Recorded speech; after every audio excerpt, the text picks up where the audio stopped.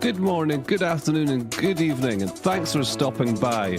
Our dedicated team will guide you through with the latest updates and theories at Starbase, Texas.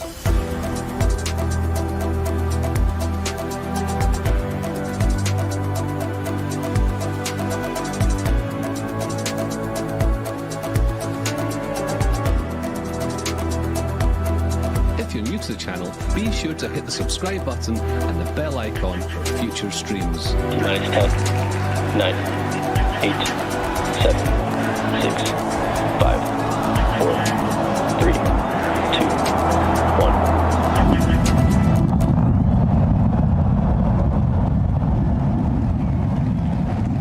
We have liftoff.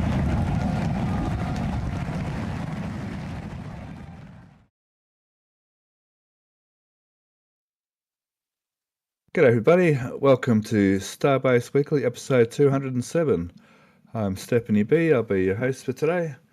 And we have with me Ryan Hansen today. G'day Ryan. Hello everyone, yeah, it's good to be back. I know we've got a lot of cool photos today to look over, and the weather was really nice, so a lot of cool stuff. Yeah, we had fantastic weather this week. There was no gambling involved this week. It was a very easy flight. A little bit bumpy down low, but once you got up to altitude, a little tiny bit hazy, but as you can see, the photos came through perfectly. So with that, let's go and have a look at Massey's. A few interesting things at Massey's this week. Oh look, we have the wheel. We always get a bit of aeroplane sometimes. Let me see here. Okay, Massey's. We'll start at this end. Right, we're starting at this end. Okay, so 18.3. So it's had all the top removed. I guess we saw that last week. All of the test gear for the grid pin sockets has all been removed now. It's still in there because I'm imagining they're still playing around with these rams down the bottom here. Now I do have a shot of them actually. One of these shots here. Give me a second. Are you on this week's photos? Because I noticed the ones all the way to the left were from last week. Yeah, the formwork's already down and stuff now. 1 second.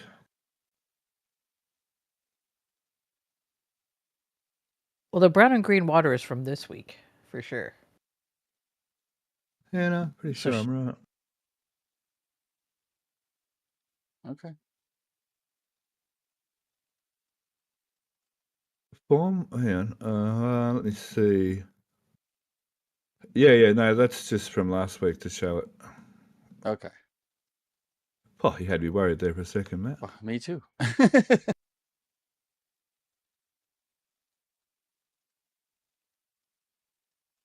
I might have to shift my mic key here. So here we can see down in here, sorry, distracted there. Down in here, they're using these, whatever you want to call it, devices, what are called? Thingamabobs is what Event Deeds is calling them. No, whatchamacallit, it's actually these ones. And they're pushing on the tank here with these frames in here. And these, if we go back a few weeks, which I think I've got a picture of. One second. Hang on. Just let me here, look here. Yeah, looking down at that tank from, this is going back to earlier this year.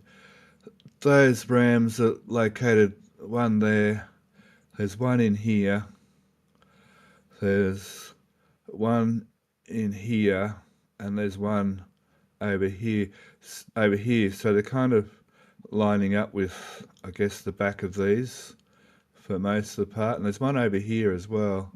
And then there's a double, I'll show you in a sec, there's a double V frame in here where they're pushing with two rams in this point as well for some reason. I'm not sure what's going on there, but I don't think they have the, I don't think they have this one in here, over here, there's a V one in here, but I don't think it has these on it. I think it's just pushing on one point in particular. I'm not sure what exactly is going on there.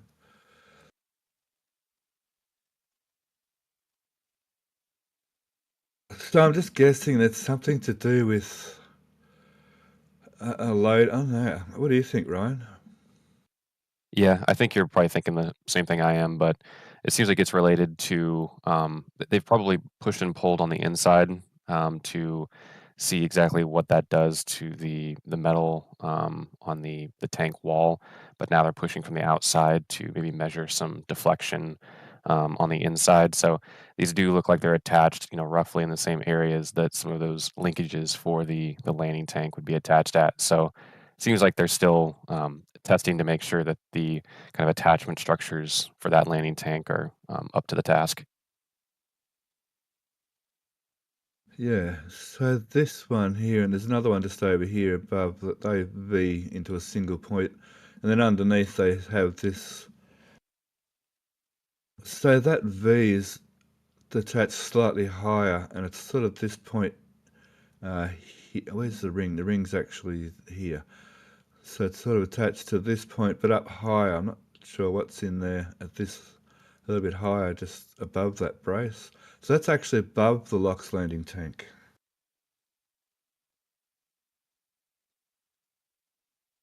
Because this is all testing the top mount of the LOX landing tank, isn't it, Ryan? Can't remember exactly where those linkages are in the tank, but yeah, there's definitely a couple of linkages that would attach that tank to the internal wall. So yeah, they're definitely playing around with where those are attaching. Okay, so all of the pull down arms rods have been removed now. Over here we've got one removed, funny enough. They've just removed one, funnily enough. So I think that's all for that tank. They've got some safety lines up. Oh, sorry, no, of course, we've got these added, this week too. The squeeze test bars put on top of the crown crusher, which is an interesting move. So looks like they're gonna put down this side and that side. They're gonna put the squeeze arms. Now this this is the top of a tank on. Okay, so this is the top of a booster. So yeah, they're gonna squeeze up here as well. So this is like a mini booster in that it's got a booster top, but it's also down the bottom. We saw in ground photos, it's got the doubler for the top of the LOX landing tank. So it's sort of like a top and a bottom of a booster. It's like a mini-me in height. So it's getting another squeeze test. I mean, it's getting a squeeze test. This one hasn't been squeeze tested yet. And they've added these circular bits that we speculated were to mount it onto a tank, like directly, like they did when they first used them to help locate it. But instead they mounted straight to the top of the test frame. So kind of leads me to think that they're going to use this framework again on another tank, again later on another test tank in the future. Yeah, I'd agree with that. I think maybe for the booster side, this is how they're going to test it. It does kind of look like it's maybe bolted. I think there at the bottom of the frame, you can kind of see the one end. It definitely looks like it's bolted and maybe not welded, but so that kind of implies they can remove it pretty easily, which they would need to in order to get the tank out of there anyway. But yeah, those kind of arc shaped pieces do kind of seem to indicate that they would be used to index these beams on top of another tank at some point. I'm just going to go out on a limb and say possibly a ship. If they were to just do kind of like the top portion of a ship, they could just put that on top of it, and that would kind of hold it in place.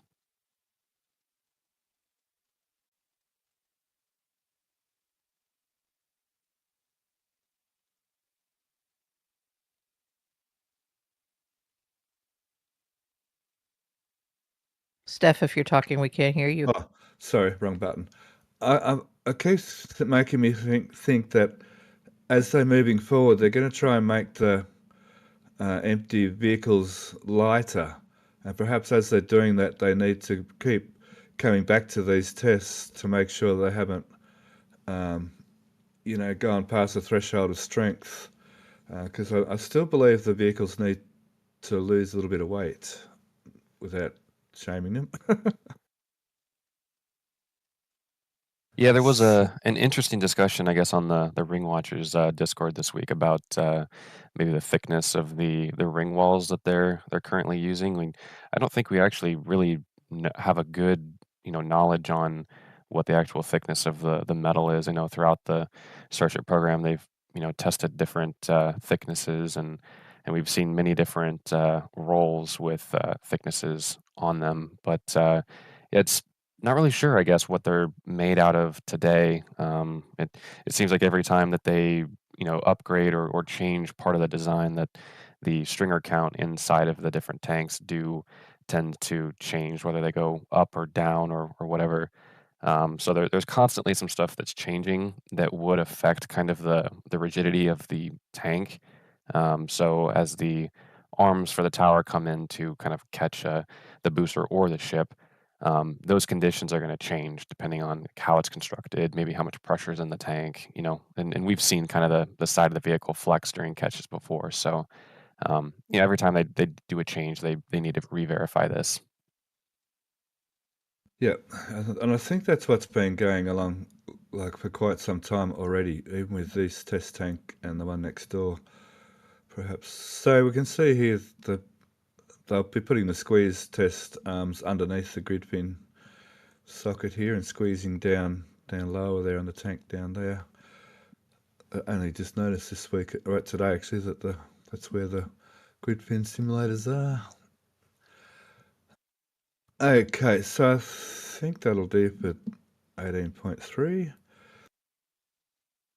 It's had like so many tests, I think 20 odd tests it's had.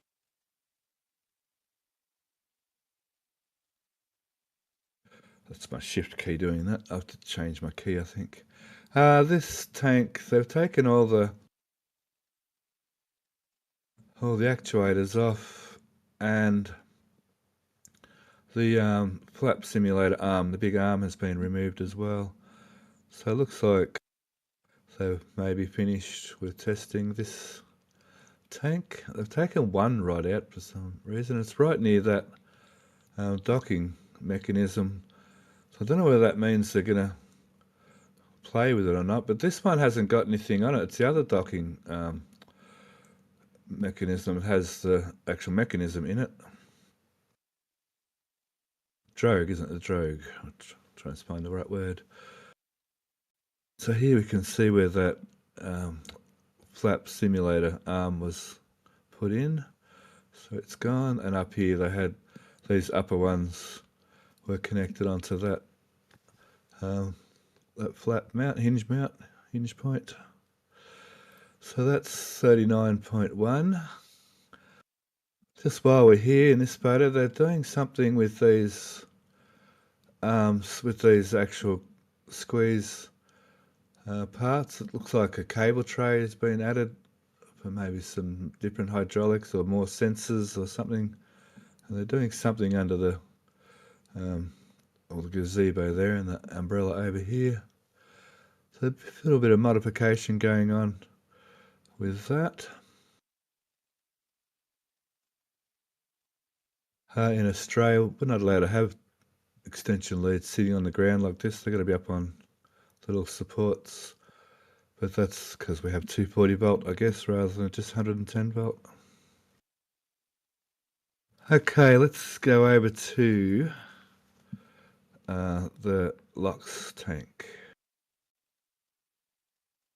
So we've got the big hexagonal top on top. This thing's really been beefed up. Last week we saw the two side www dot frames added, the reaction frames, whatever you want to call them. I think last week we saw this as well. This seems to be giving a perpendicular and centered. It looks like, so that load should be through that way, and that load should be through that way. This appears to give you a centered and perpendicular load point through that way, I guess.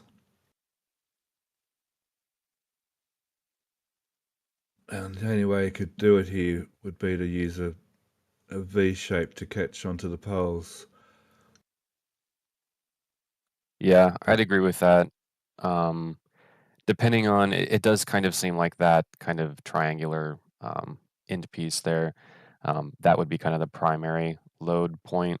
I guess if we don't see another one of these attached to the other side, then I would think that this is probably the primary force path. Otherwise, yeah, if they put one there on that side, then it could be kind of a gamble on exactly what they're trying to accomplish. But yeah, the kind of the wings that go off either side, they do look like, yeah, they're definitely going to apply some force there, but it's probably not going to be as strong as the force coming from that perpendicular angle.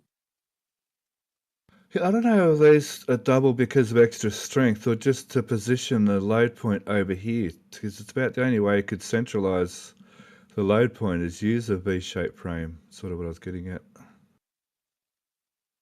Yeah, I mean, they could probably do without that structure. It definitely seems like they're trying to balance the forces kind of on the whole side, like the whole half of this. They're trying to balance all of those because they probably could have done something if it wasn't the kind of the strongest force they're trying to impart. They could have, probably built something onto that X brace in the middle there versus having this structure here. So they're definitely trying to spread out the load from that, the intersection there on that perpendicular angle.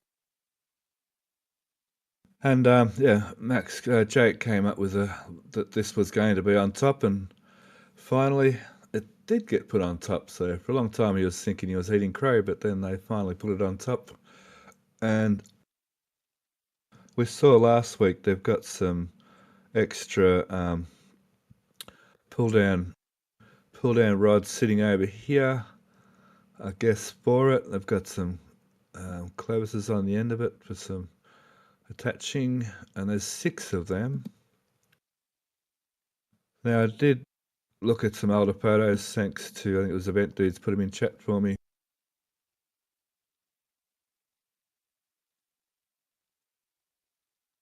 I'm gonna have to change my key.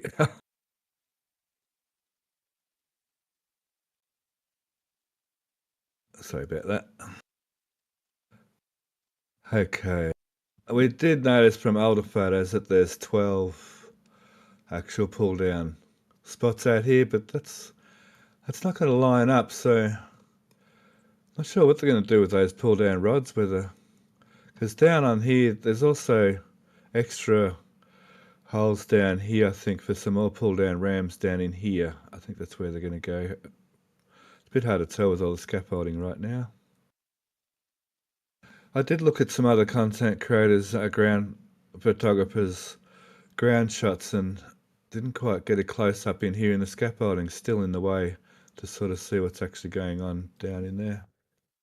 If you look at the pull down rods on the left side there, the kind of spacing between them, and if you were to kind of use the same spacing on just the smaller tank there, I think that 6 might be enough. I mean, if you get up to 12, I think that's a lot. That they're not going to be spaced out very much. So I think 6 might be the number. I could see maybe 9, but yeah, beyond that, I think you basically get those tension rods too close to one another.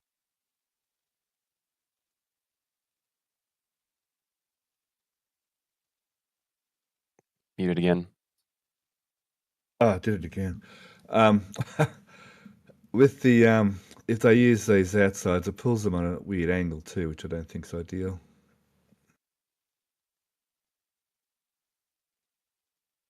I might go ahead and change that key real quick. They could pull down at an angle if that's what they really wanted to do, but I'm not sure I can think of a reason why they should. I mean, the more efficient way would just be to pull horizontally at the top to kind of bend it in half versus trying to because if you pull it down at an angle like that, you're gonna really stress like somewhere along the side of the tank, and then it's gonna buckle, and then you're not really gonna be able to use it anymore. I don't think it's even possible because of the way these rams work. But as I said, there's extra holes down here for rams down here anyway. We saw that in the older images, which I don't have on hand. See, they were going straight down. And another interesting thing was this bit of pipe work. Well, it's not pipe work. It's actually a brace of some sort, and it's just welded straight on there. And there we saw in last week's images. There was an angle from over this way, and you could see it's just welded straight in there.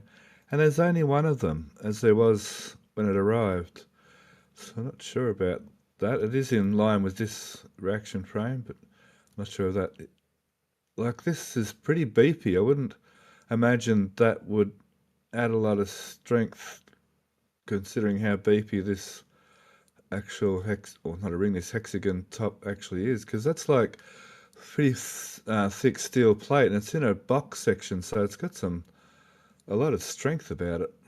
But they obviously thought they needed some more strength just in this spot. It definitely looks like is that attached to the hexagon, or is it further down on the kind of the poles?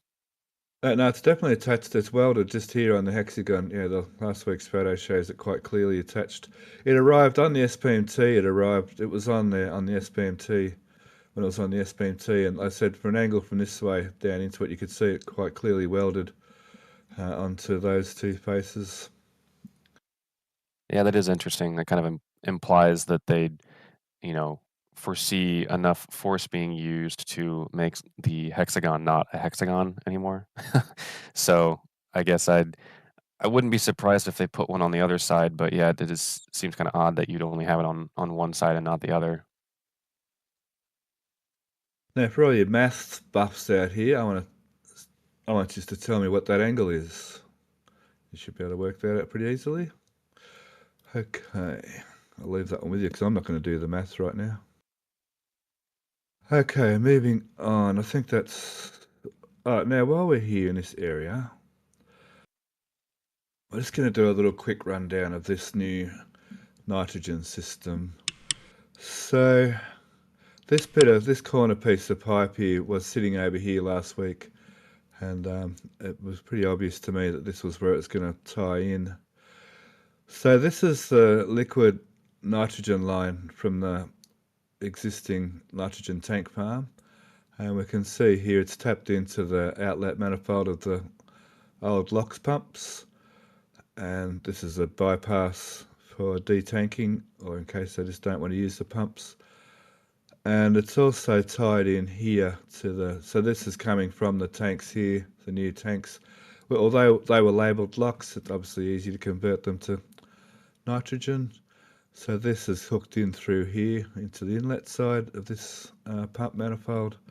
So that indicates, as we've been speculating, that this is definitely new nitrogen farm system. The old LOX system has been disconnected. There's the old LOX pipe that used to run around the corner here. It's all been used to run around the corner to here, sorry, and tie in with that and that. So that old system's been, LOX has been disconnected.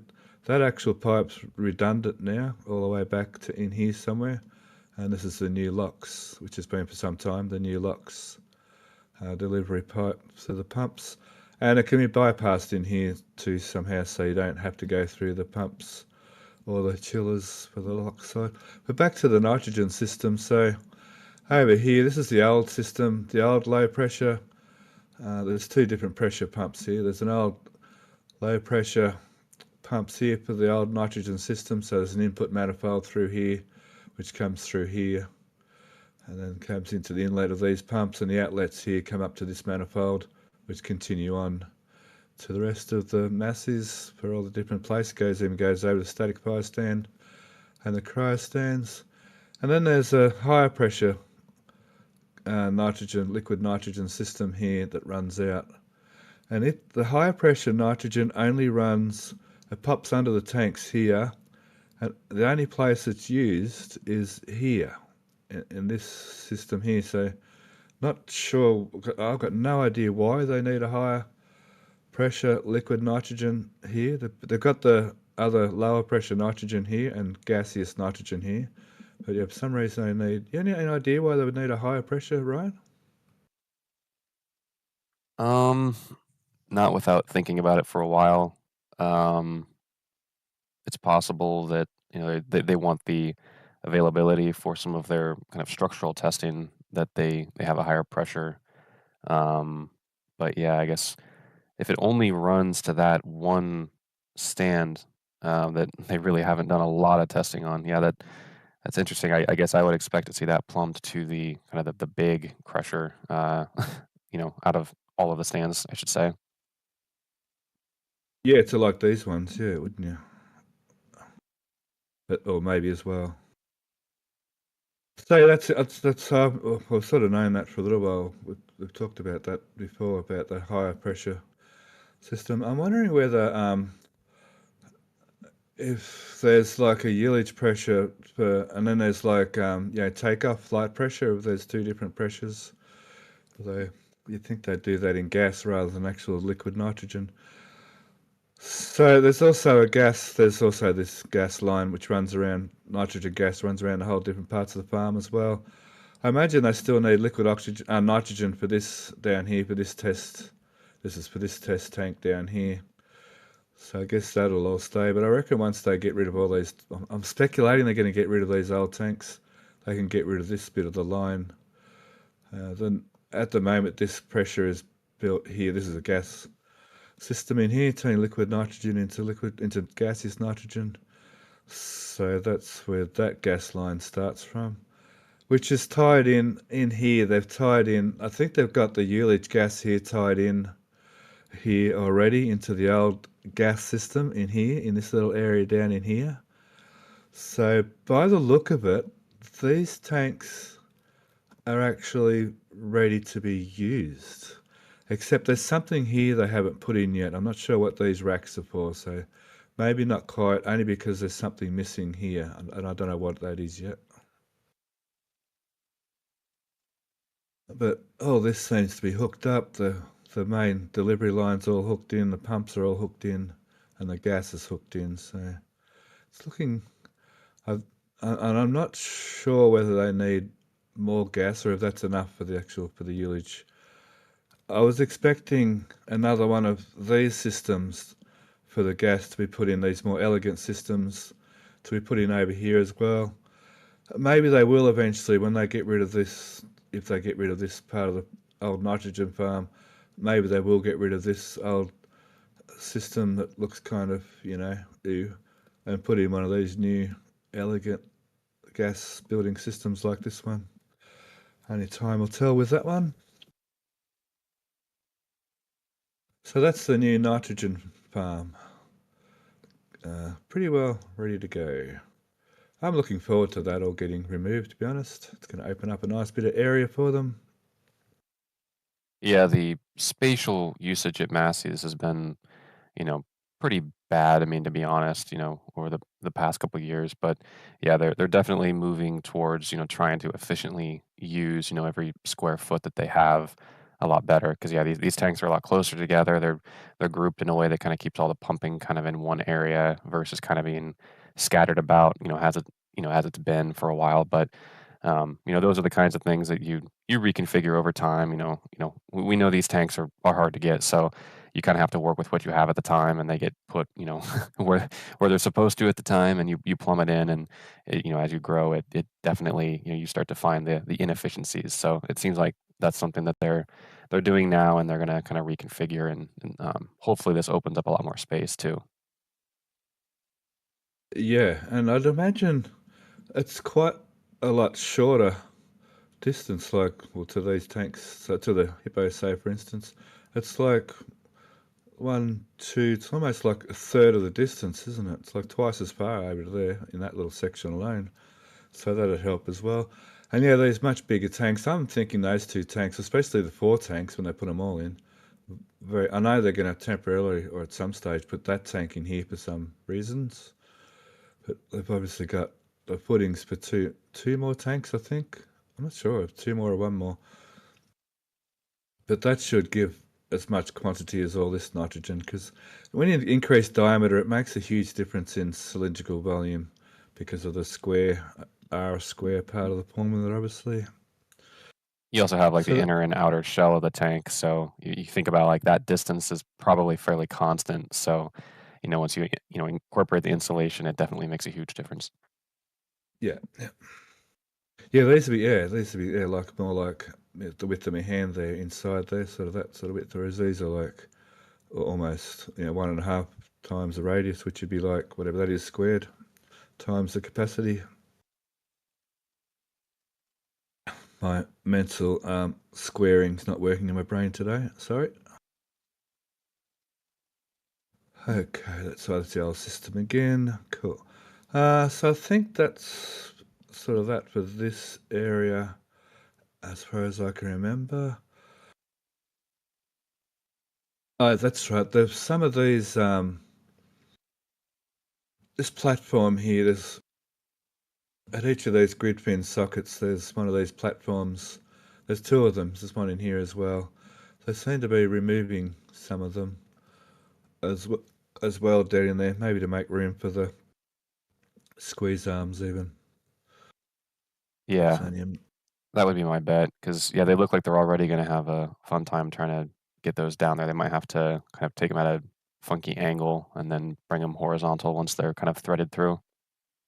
Yeah, down through there or in through a side and juggle a crane. The rigging, but otherwise they're down through here, maybe with 2 cranes or something. I suppose they're kind of small enough to manhandle, aren't they, if they put a central rigging on it? Yeah, I bet they'll probably lower it down through the top at an angle and then try and maybe use a chain hoist and attach one end and then bring the crane down. That'll allow them to kind of thread it underneath, say the left beam, and then bring it over to the right, and then it'll be horizontal. Yep, that makes sense. Yep. Just quickly too, these tanks here, they tie into this manifold in here as well, into this inlet manifold in here. For some reason, there's also a liquid line going in here that's not pumped. So there's some interesting things going on with that old nitrogen farm. Nothing much new in here. There is this one pipe. I've got no idea what it's there for, whether they're doing some work in here. I haven't worked that out yet. I haven't had time to run around and work out what that exactly is. But there's something going on in here. Be some minor little change. They do little minor changes from time to time.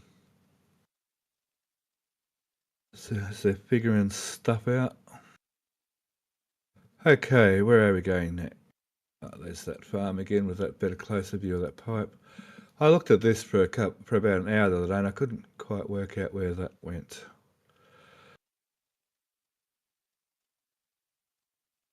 Now down here. Hang on. I thought I had a shot. Hang on. Give me a second.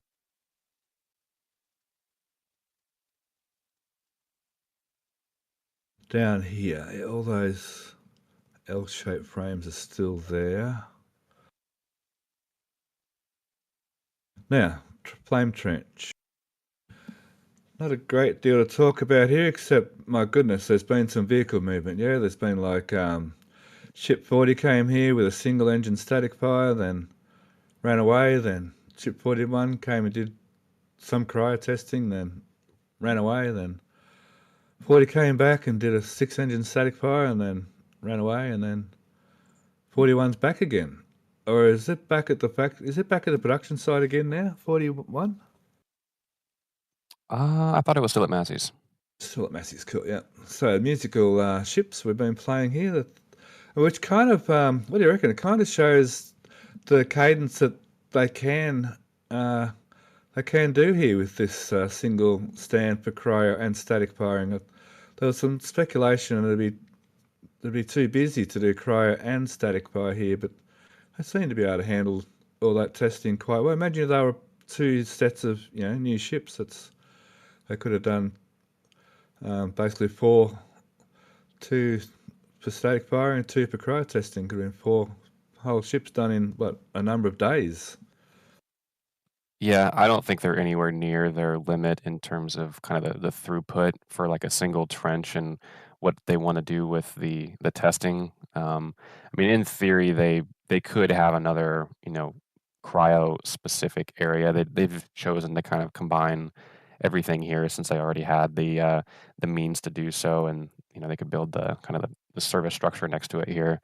But yeah, they're nowhere near their limit. And one thing I will mention is in regards to 41, it came out and it did the 2 cryo cycles that we saw, I believe 39 and 40 both do. And then it seemed like everything went fine. It went back to the production site, but then they brought it back out. So this is kind of a new thing, whether they redo a cryo or maybe do something different. This is just kind of another little detail that's new. We haven't really seen with previous vehicles, so we'll have to kind of see what 41 does as far as continued cryo testing. I see people asking the question whether that was actually maybe something was like something wrong or something didn't go according to plan or something. Yeah, we saw them do the 2 cycles. They've kind of done that both with I think 40 and 39, where they kind of do 2 cryos in one night. And we saw them do both of those. I believe we also saw some flap testing. But yeah, they either want to retest something or do a different test. It's something like that.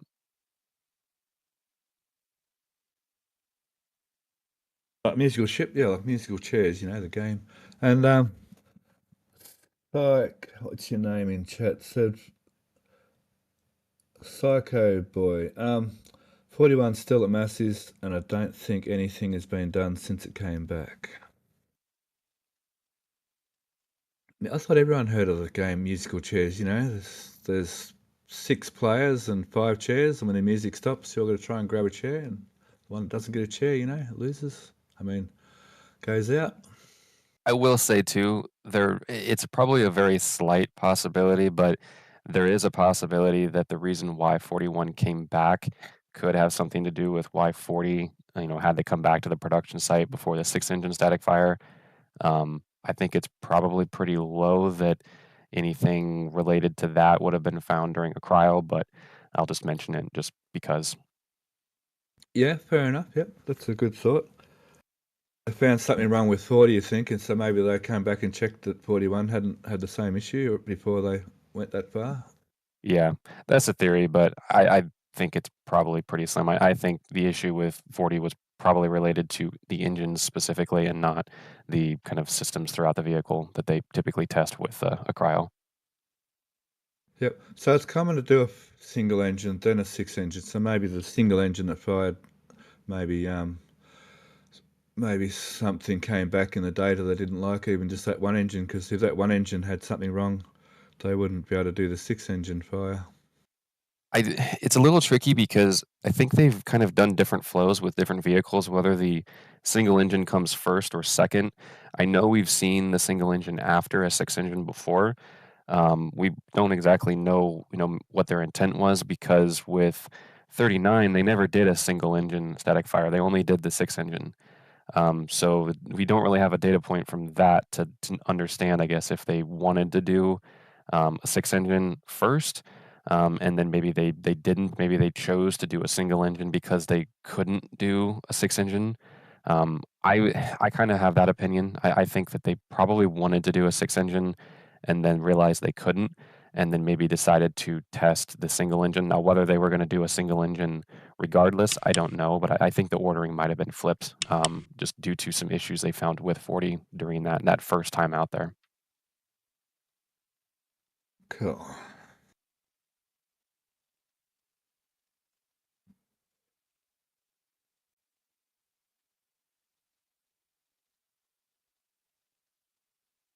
Now, thanks to VIX and SpaceX, we've got some slow-mo here.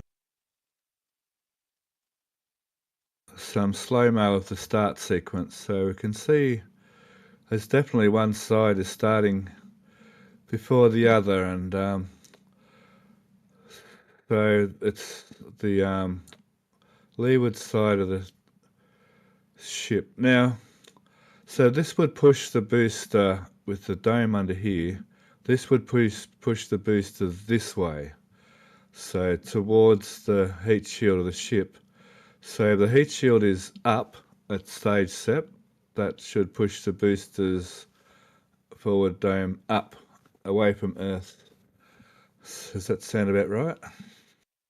Yeah. So basically, with 39, it seemed like they wanted to fire all 3 RVACs at once, and then light up the single sea level later in order to give it that kind of tiny nudge to push the booster in the correct direction.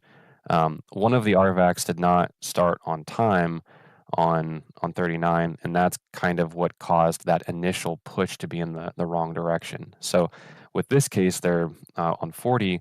They've actually changed the start sequence. So we're actually seeing 2 of the RVAC engines on the leeward side start up, but also kind of hidden behind the plume here, there is the single engine that's also started up. You can see it right there. So basically, the 3 engines that are on the leeward side are all firing from the beginning here, and then they're going to fire up, I think, the RVAC next, and then the remaining 2 sea levels.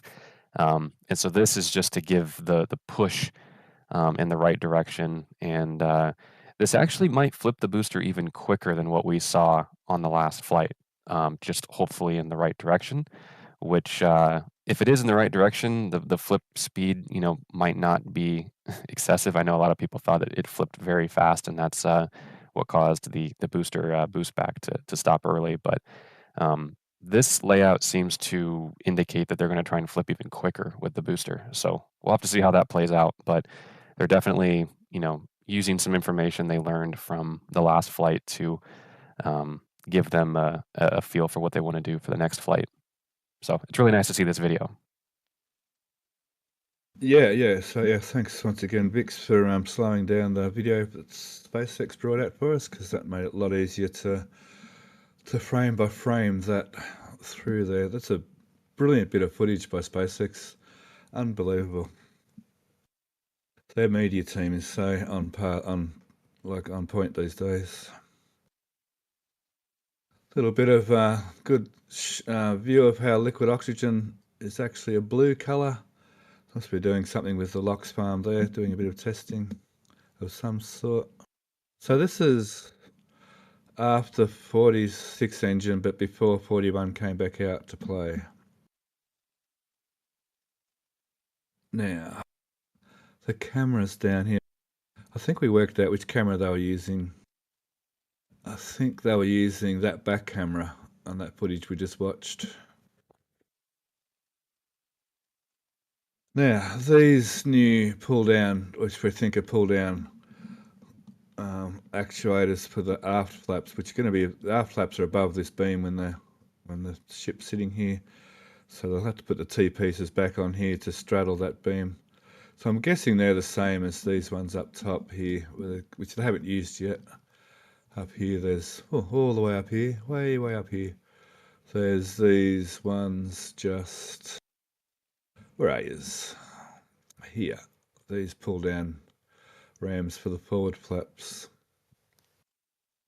Haven't seen them used yet. We saw just before too, over in the back there, they've another COPV test this week. Can we see it on this photo? No. One of these photos showed it. It is interesting that they haven't used those on the flaps yet. COPV test. Yeah, exactly. Yeah, and they've had a few ships through, a couple of ships through now since they've been there. I'm trying to think why they would wait to do testing like that.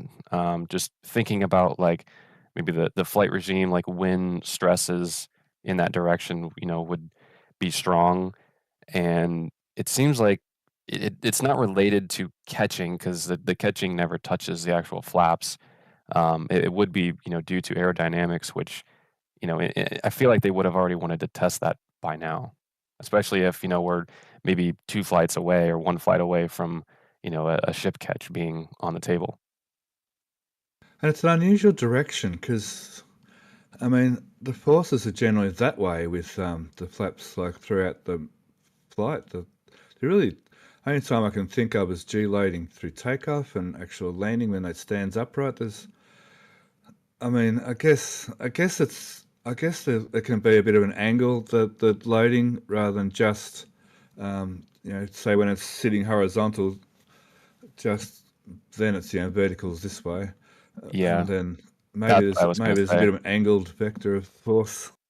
Yeah, if you think about like during reentry when the vehicle is at, whatever angle it is, it's not pulling straight back on the hinges. It is going to be pulling, maybe a little bit up or down depending on the angle of the vehicle. So they may want to be able to, kind of differentially be able to pull at a sum of some vector versus just, perpendicular in a direction. But I still feel like, these are stress tests that they would have maybe already wanted to do on a vehicle. I mean, I thought that 40 might have done it, but yeah, it didn't.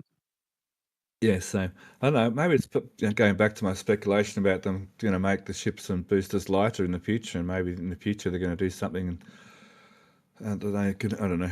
Just guessing. I don't know. Just guessing. It may be a situation of just having it so that they have it, so that if they do need it, they can just quickly set it up. But maybe they haven't deemed it necessary to do yet. Yeah.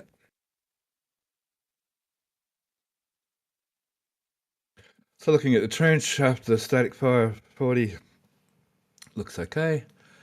Looks like all this. There's a tiny bit of, what do you call it, up in here, spalling, what do we call that? But I don't know whether that's just from 40. I was going to look back and see it was there before. I didn't quite get a chance. Okay, we better keep a wiggle on here. So that was Massey's, was quite a lot going on this week. So this week up this end, we've taken the formwork off. There seems to be some kind of embeds on top here of 20, which, I mean, can or can't relate to it. There's the hammer we lost. Can or can't relate to a booster. Still could just be a base of a tank, a water tank, who knows. So we can go through India, go through questions and donations, please. Sure, we got lots of support today. Starting off with the PayPal donations, we want to thank Ulrich Mueller for donating $11. And he says, no one butchers my name more adorably than Indy. Oh, my bad. Sorry, dude. Ouch. You're welcome. Wow, I didn't even read that one in advance. Guess that's my fault. We also want to thank Jap Kuipers for their $25 donation. And they said, new month, new fuel. Richard R. donated $100 and says, all these flyovers, always happy to help the best team in the business. Thanks to all their RGV. Then Peter O donated $10 and says, to an awesome team and an amazing photographer. Thank you for keeping all of us curious space geeks up to date. And then we also want to thank Des for donating 20 Australian dollars. And he says, Cat Weasel Memory Fund, Birdie Nerds Unite, LOL. Cool. Martin donated £2 for RGV coffee. And then Sharpie donated $5 and says, choo choo. And then Mauricio actually donated 10 gifted memberships. So 10 lucky people in chat received RGV memberships for free for a month. So thank you, Mauricio, for doing that. And then we have some questions for you guys. Drew Nar is asking, did they ever do this level of structural testing on Falcon 9 when you guys were looking at the different test stands, test devices, test structure? Yeah, I don't know. I kind of know. I'm not all that familiar with Falcon 9 early testing. I've been following SpaceX since Grasshopper. That was good to see Grasshopper's days, but I don't know, to be honest. Do you know, Ryan? Yeah, I'm kind of in the same boat. I haven't, really followed Falcon 9, in the early days to know, but I think maybe one thing to note is Starship is a lot more public. It's a lot bigger. It's a lot easier to see this testing when it happens just because of, where it is and how big it is. I'm sure they did structural testing on Falcon 9 when they were building it. And they definitely did similar stuff to this, but we just don't have, the same coverage from back then as we do now. So I would be willing to bet that they definitely did do some of this testing for sure. Yeah. Thanks, And Indy. then we have a question from Richard R. And he's wondering, is the landing tank back in the nose cone jail? Yes, that's the top of it right there.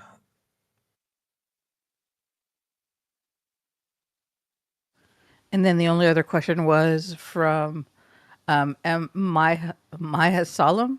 Sorry if I butchered your name. And you answered that. What does the musical ships mean? Yeah. Musical chairs. Yeah, I think I saw they got that in the chat. They got that answer. Okay, let's move on to Sanchez. Sanchez. So there was some. This. So this has been delivered to the launch site by now, which is part of the. At the end of the LOX tank, methane tank. One of the storage tanks. It's just a 3 output into one. That's nothing special. There was a funny picture of it sitting on a car. Looked like a big set of extractors, but it's not. Okie dokie. Quickly through Sanchez. There's not a lot to go through this week, really. We've got this stand hasn't really done anything this week.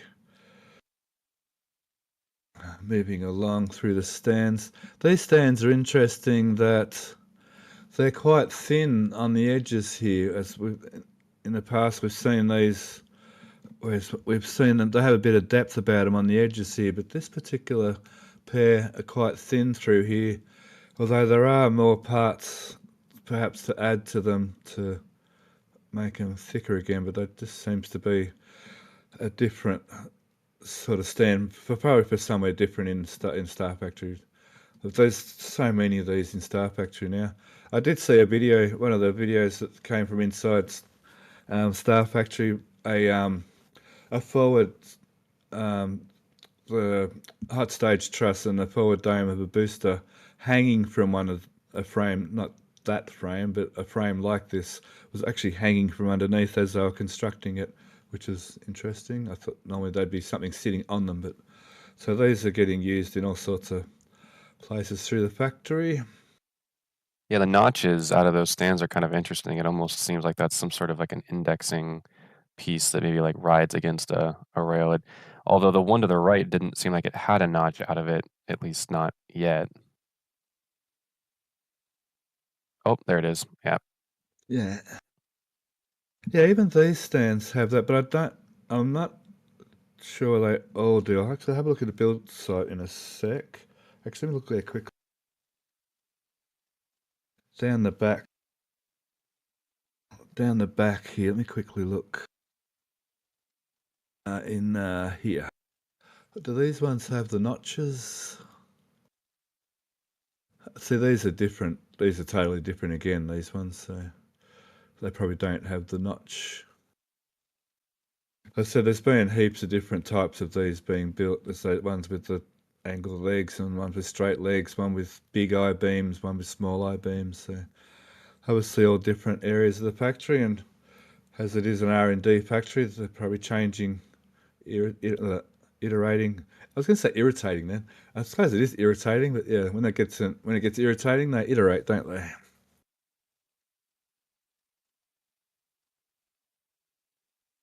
So the new work stand for the factory is here as well. Hasn't got its outer bits yet to make the fold down bits. So the factory. Yeah, this still means the factory's still getting fitted out. So the factory still has more potential for more production. So we haven't seen the factory anywhere near full speed yet because they're still building it. I'd also imagine that some of these are replacements for stuff that they built previously. As they, build the first couple, they realize, okay, well, this doesn't work because of that, or this makes this build process inefficient. So why don't we do this instead? So I would imagine that some of these are replacements for stuff that we originally saw like a while ago. But yeah, they're definitely making seemingly many duplicates of some things. So that kind of indicates that they have found a process that they like, and they're just duplicating it and opening up, more workstations in the factory. So, and we're kind of seeing that already with the overall production rate of some of the ring sections as they've come out of the factory, as far as the ships and boosters go. So, it's only going to kind of go up from here. Yeah, absolutely. Over here at these deluge pipes, I've noticed there's a left and a right. See the top pipe here is on the left, and on this one here, the top pipe's on the right. You can see it all the way along. It's like a left and a right. Whether it's a left flame bucket and a right flame bucket, or whether it's the left side of a flame bucket and the right side of a flame bucket. I'm thinking left and right flame buckets is my guess. But yeah, I don't know whether I've never noticed that so much before, but there's definitely a right-hand one and a left-hand one, which is just an interesting little detail. Might depend on how many pipes are in each one of these little bundles, if it's like an even or odd number, because they could alternate too. Because the pipes they want them to alternate between every pipe as they kind of attach it to the manifold. So yeah, depending on the number that you have there may or may not be kind of some rhyme or reason to left and right. Okay, there's still no bits here. I mean, the corner bits and that bit's missing, but at Roberts Road, there's the complete base, including corners at Roberts Road. So the corners are being built somewhere, but they seem to have put priority on Roberts Road for this base, which sort of suggests they're thinking pad 37's ahead of pad 1 here. I think they're fairly similar timeline, I'm sort of thinking, but they look like they're going to try to get the OLM at Roberts Road built before this one. It may also be that the personnel that kind of specializes in these are there currently. So maybe they build, 2 at a time and then, switch to a different location and then, maybe go back and build more. So it could just be, something along those lines too. Yep. I saw those filler plates over the last couple of weeks. You remember that's where the linkages for the catch arm covers go, and they've moved this thing around all over the place. It's here now. It's the sort of hydraulic buffer, the hydraulic tank accumulator, or whatever you want to call it. I think reservoir would be the reservoir. term. Yeah, I think so. Yeah. Okay. There's movement here. They've moved all these transformers off this pad, so we should see some more Tesla packs come along. That end of things. I'm trying to do this in sequence. I haven't got these in sequence. Further along, they still have done nothing with this grid fin test, which again, like you said before, with those pull-down rams at masses, you'd imagine they probably should have tested a grid fin. So this is testing the actual grid fin motor and bearings and that, I guess, rather than actually a grid fin. So it's sort of testing the... So at masses, they're testing the grid fin sockets with those simulators plugged into them, whereas here they're actually testing the grid fin mechanism. But still, no testing. Yeah, that thing definitely feels a little neglected, to be honest. There's like a couple of tests that they, probably should be doing in order to, prove out that they, should be able to bring a booster back for a catch. And some of these tests just they seem like they're kind of neglecting it, which I feel like they would do that very soon if they, want to bring a booster back on, say, like Flight 14. Is there a grid fin in the top? No, that's some kind of frame. And oh, is there? I don't know. It's weird. It's on, but the frame, I don't know, the frame kind of throws me off. I don't know, actually. Maybe. Could be. It's sort of right in the right spot. I can't say no, but it's weird that it's on that funny frame. I don't know. I guess we'll soon find out. So moving along over here, we've got, last week we saw they've been scrapping this thing. And, well, they moved these turntables here, and I was thinking they're going to reuse them, but nope, they're scrapping them. That looks like it's too tight a radius, but I guess it's that one of these cut up. I guess. I'm trying to see if I can see I guess I can see the gussets in there, these gussets. What do we call them? Yeah, it looks like it's actually bolted together, not cut. Yeah, actually. Maybe it's cut, but it definitely looks like it's bolted. Yeah, maybe. Anywho, it looks like this is a new scrapyard. It's getting scrapped, so I guess it's getting scrapped. I'm a bit disappointed to see 17 and 18s after getting scrapped. I was sort of hoping to see them displayed somewhere like on that Star Park or something, but obviously not. Down here, there's some heavy plates. Oh, that's right, they moved over yonder. That were here, they've been moved. This tent's been finished. These, I think, I know it's been discussed on the live streams or not, but these are the segments for the door. So they run in there's one of these sides. Runs in the runner on the door frames, and then so there's a top and bottom frame, and then at each segment there's one of these frames on the door, which is pretty heavy duty. Yeah, it's a pretty heavy duty door really for a canvas sort of door. It's kind of hard to visualize like what that looks like without, really explaining it, but you can kind of think of it looking like, the steps on a ladder. It's kind of those truss pieces would go across the door opening like those steps on a ladder, and then they just basically have the fabric that runs down on both sides that kind of fills it in, so you don't actually see the trusses. But as the door pulls up and down, the fabric kind of folds in on itself, and then you've got the trusses that kind of keep the rigidity there. Oh, the fabric on both sides. Okay, I didn't realize that. Yep, cool. I guess I assumed it was on both sides. Maybe it's only on one. Yeah, no, that would make sense. So I think I saw the plates back over here. Yeah, there they are now. They're all stacked up here. These are thick. So, and they sort of look like the bases of workstations. Sort of. Not sure yet what they are exactly. Because the workstation legs had their bottom plates, welded on, already built in, so I have no idea what they are. But they're big and they're heavy duty, and they've got lots and lots of bolt holes in them. So, given that they're painted white, they definitely scream, something maybe Gigabay related. Yeah, or factory, but yeah, or Gigabay, yeah. Things like Gigabays. They seem a little too big to be factory, so I'm definitely leaning toward the Gigabay. Yeah, I agree. I do agree. I'm only opening up options. So framing, cladding's going quickly ahead. There's a new frame over here. We saw a small frame over here in the past with some coils of flat steel, or starship eggs as we like to call them. A new set of racking going in there, using up some valuable space. The two tanks, I think they were removed on their last flyover there. Now let me have a quick look right over. I've looked at everything down here. We looked in there, we looked in here. So we're still missing two of these top plates for the top deck of the OLM. And two of these have gone walkabout too. The two that were in here getting worked on last week have gone walkabout. So that's an Australian term too, gone walkabout, which means they're missing.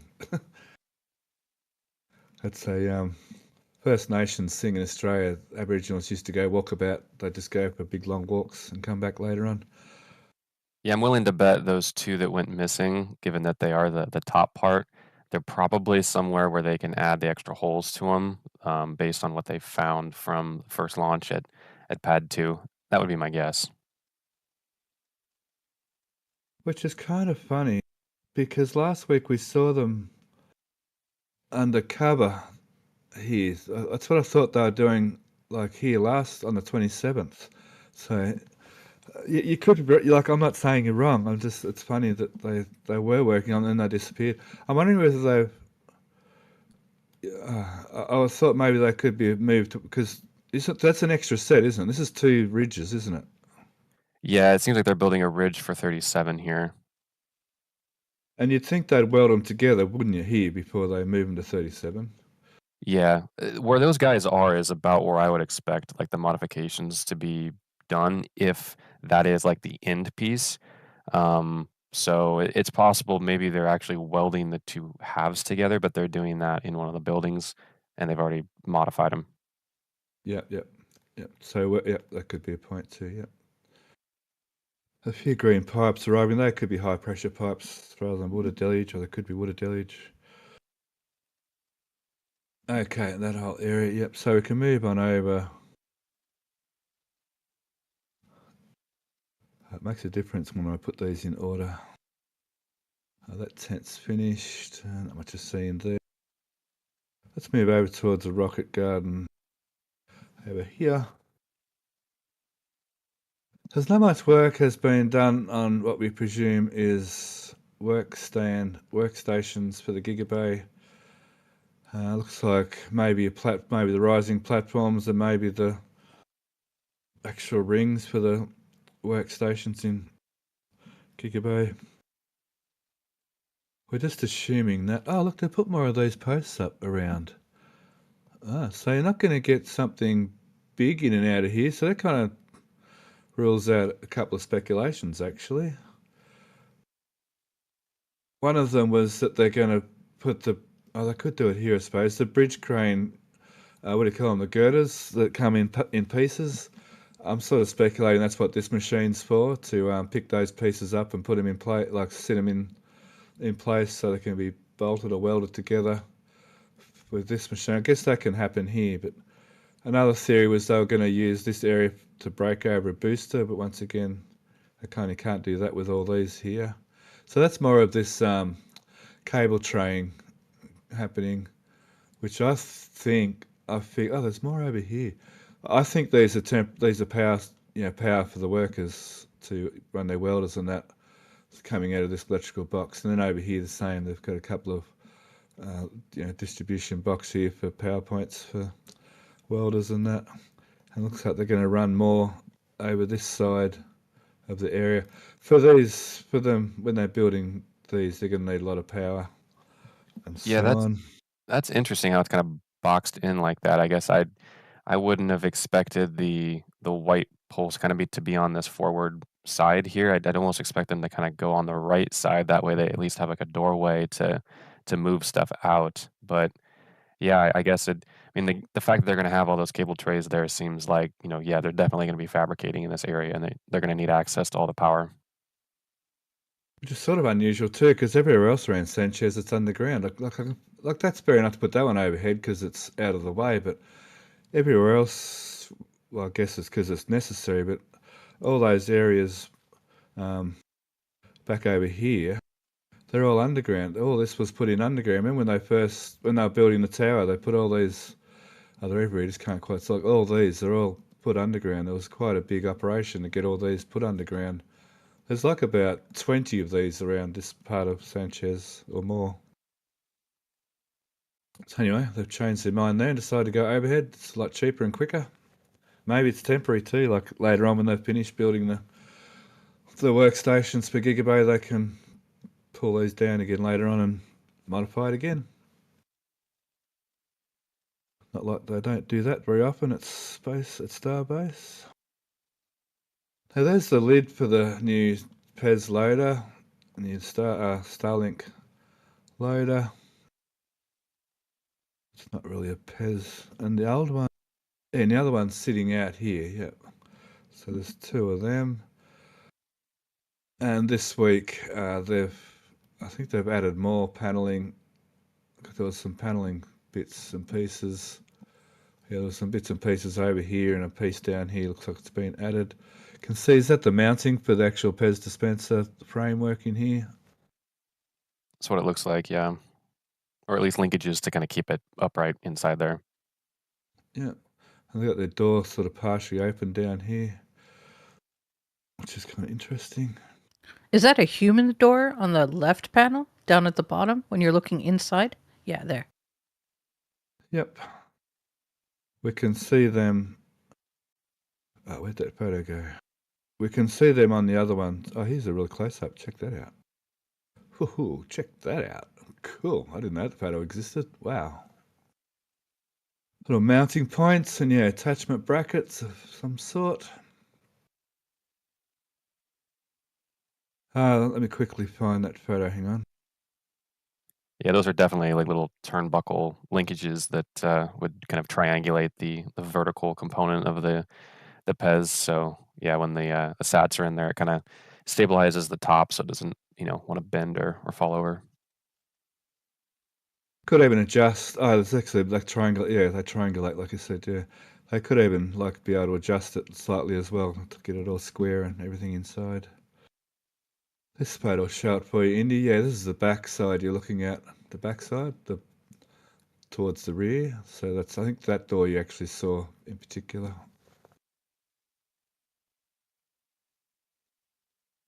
Okay, here we can see the cryo stand ready to go and grab ship 41 with its funky staircases all over the place. I like that photo of those impossible stairs, that drawing somebody posted in chat saying, oh, it's like that. Infinite stairs. Okay. Oh, there's another shot of the PEZ dispenser. The PEZ loader, sorry. Starlink loader. So let me see. We might go to questions. Let me just see. We've gone over the main areas. Yeah. Oh, there's that bit of work there. Doesn't give me any more clue what's going on there. Just a bit of. They have dug up a drainage pipe in that area. Which photo? This one might show it. Oh, I see in here they have actually dug up. I'm not sure what it's to do with drainage, but there's a drainage pipe in here. They seem to be doing. I'm not sure what they're doing actually. I think that's existing. Maybe they are just doing something with the drainage after all. I thought they were doing something with the wellheads, but maybe it's just something to do with drainage after all.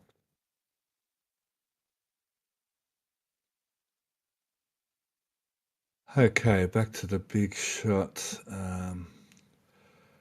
Yeah, I think that's it. So yeah, thanks. Indy, we'll try some questions for a minute.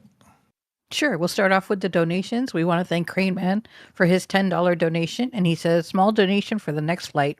Awesome photos again. Regards, Crane Man. And then with questions, Crane Man also was wondering, what function have the new pipes on the static fire stand? So we don't have a picture of it right here. I'll use that as I can use that other stand. There's a couple of different new systems actually on that static fire stand. Let me just go. So this is the obviously the cryo stand.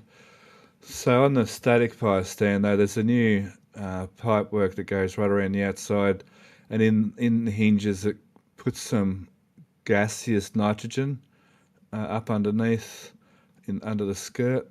And that's the new system they used. One of the old heat exchangers from the launch site at Massey's to do that. And then under here, under this side here, there's some kind of fire X. I don't know, some kind of piping on the side. I'm guessing it's some kind of fire X. It's kind of weird. The pipe sort of comes along, and one of the pipes sort of turns around and pushes back, like forces whatever water back on itself. It's kind of weird. I'm not sure about the external one yet. What do you think, Ryan? I have not actually seen that pipe, so not a whole lot to add on that. But as far as the nitrogen goes, that was actually going back to when they had the suborbital pads at the launch site. Toward the end of the ship testing campaign there, they did actually have, I think they called it like the super purge or ultra purge or something like that, where it definitely did spray nitrogen gas underneath the ships. I think it was before a static fire, just kind of briefly before it would try and flood that area, just to make sure that all of the vapors that could explode were out of there. Cool. And this is the liquid nitrogen to gas nitrogen system here. So it takes water from here and goes through the pumps and in through here and up it goes. Cool. Yeah, and the outside one, yeah, it's kind of weird, the outside one. I'll just see if anyone's going to put one. If someone can put, oh, there we go. That's not quite the right picture, Martin, but yeah, there's one with lots of staircases, but yeah, something like that, the impossible stairs. Let me see if someone can put a picture of that static fire stand in Patreon Land, would be handy. So I'm not sure. Well, the inside one, yeah, thank you, Ryan. That's what that's for. Yeah, and the outside one, yeah, it's some, I don't know, some kind of fire. I don't know, some kind of fire X. Thanks, Indy. Rusty Shackelford is wondering, aren't all of the workstations for the Mega Bay at KSC, yeah, going to need to be made at Sanchez and then shipped, or are they capable of making them at KSC? As far as I know, they're already starting to build them at Roberts Road, actually. I think is what Jake tells me. Yeah, Jake's telling me that. So I trust what Jake says about over there. He's got access to all the NSF images over there. And he says, yeah, they've actually started making them at Roberts Road already. I believe Greg Scott did a flyover and he captured some photos of some white stands being constructed, and they're fairly beefy, so one can assume that they are the work stands that'll be going into the Gigabay there in Florida. Thanks. All for One is wondering, those rings, maybe one of the major stations in static fire in SF where SpaceX despools the steel into rings? Wonder if they can stack the spools and make 3 or 4 ring sections in one go. Oh, okay. So, I'm not sure I'm talking about these stands or that stand. I think these stands, yeah, they tend to, for the barrel sections, they've been, and for some of the photos we're seeing from inside, they have these sort of rings to move the barrels around inside the factory. I'm a little bit confused with the question, because they do all that inside the factory. We don't actually see it. Did you get in? Can you get more out of that question, Ryan? Is that what I'm right? I'm wondering if maybe what they're describing is maybe they unroll multiple rolls of metal at once and kind of weld them together in a sheet and then cut them and then form like a 4-ring tall ring all at one time. If that's what that's saying, I'm going to say that probably not, because they are very particular on the diameter of the rings, which means like the amount that they would roll out and cut off. That's something that there's been a ton of rings that they bring out of the factory that are just a single ring that end up going to the scrapyard, and it's because they didn't meet the quality assurance stage, presumably. And so they're still very particular about that. And the fact that they do bring out rings one at a time tells us that that's still kind of their process.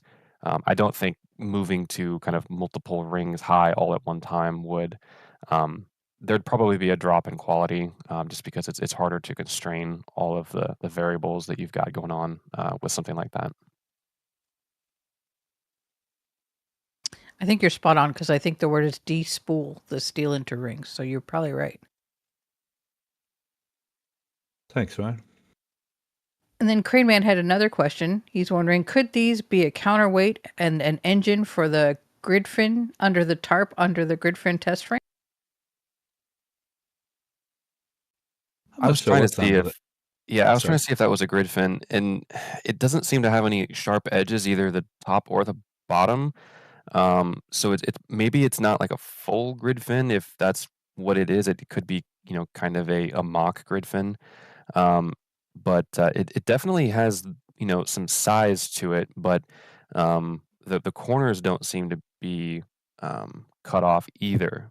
And where the pieces are kind of protruding up into the covering, it also doesn't seem to totally match what I envisioned as well. So I'm not expecting this. Oh, sorry. I'm not expecting to see a full actual grid fin in here. I'm expecting to see it's like some kind of dummy, the actual mechanism, but some kind of dummy grid fin that takes the actuators. I don't necessarily think we're going to see a proper full grid fin, but it's going to be something to simulate the grid fin just to attach to the actual actuator. Yeah, I'd agree with that. I have no idea what's under that cover. Yeah, same. Yeah. To me, it looked like a hydraulic piston. It's a bit big, isn't it? Yeah. Might have to go back and look at some of the SpaceX videos from inside the factory, because I know they do kind of attach the grid fins to a frame structure. I'm wondering if that white structure, it has any correlation to what we've seen them kind of previously have the grid fins attached to. That might tell us something. Oh, that's a good thought. Yeah, okay. Yep. All right, now, just give me a second here. Thanks, Indy. And then one last one. We just want to thank Stan J for his 5 gifted memberships and congrats to all the recipients. Awesome. Now, this photo here for Crane Man's question. I didn't realize we had. Oh, where'd it go? Give me a second. We actually have a picture of the static buy stand this week. Just let me find it here quickly. It's really nice to have lots of photos, but sometimes it's hard to find a photo. Here we go. Sometimes it's hard to find the photo we're looking at. So it's a bit of a zoomed out shot, but yeah, it shows obviously the top gaseous nitrogen pipe work. But underneath here, there's a pipe under here on both sides, and I don't know, it's confusing to me, but anyway. So that's getting, where are we up to in this photo? We brought 40 back, so that's going back to be stored, and this is coming to get 41 again for the second time, I think, in this image.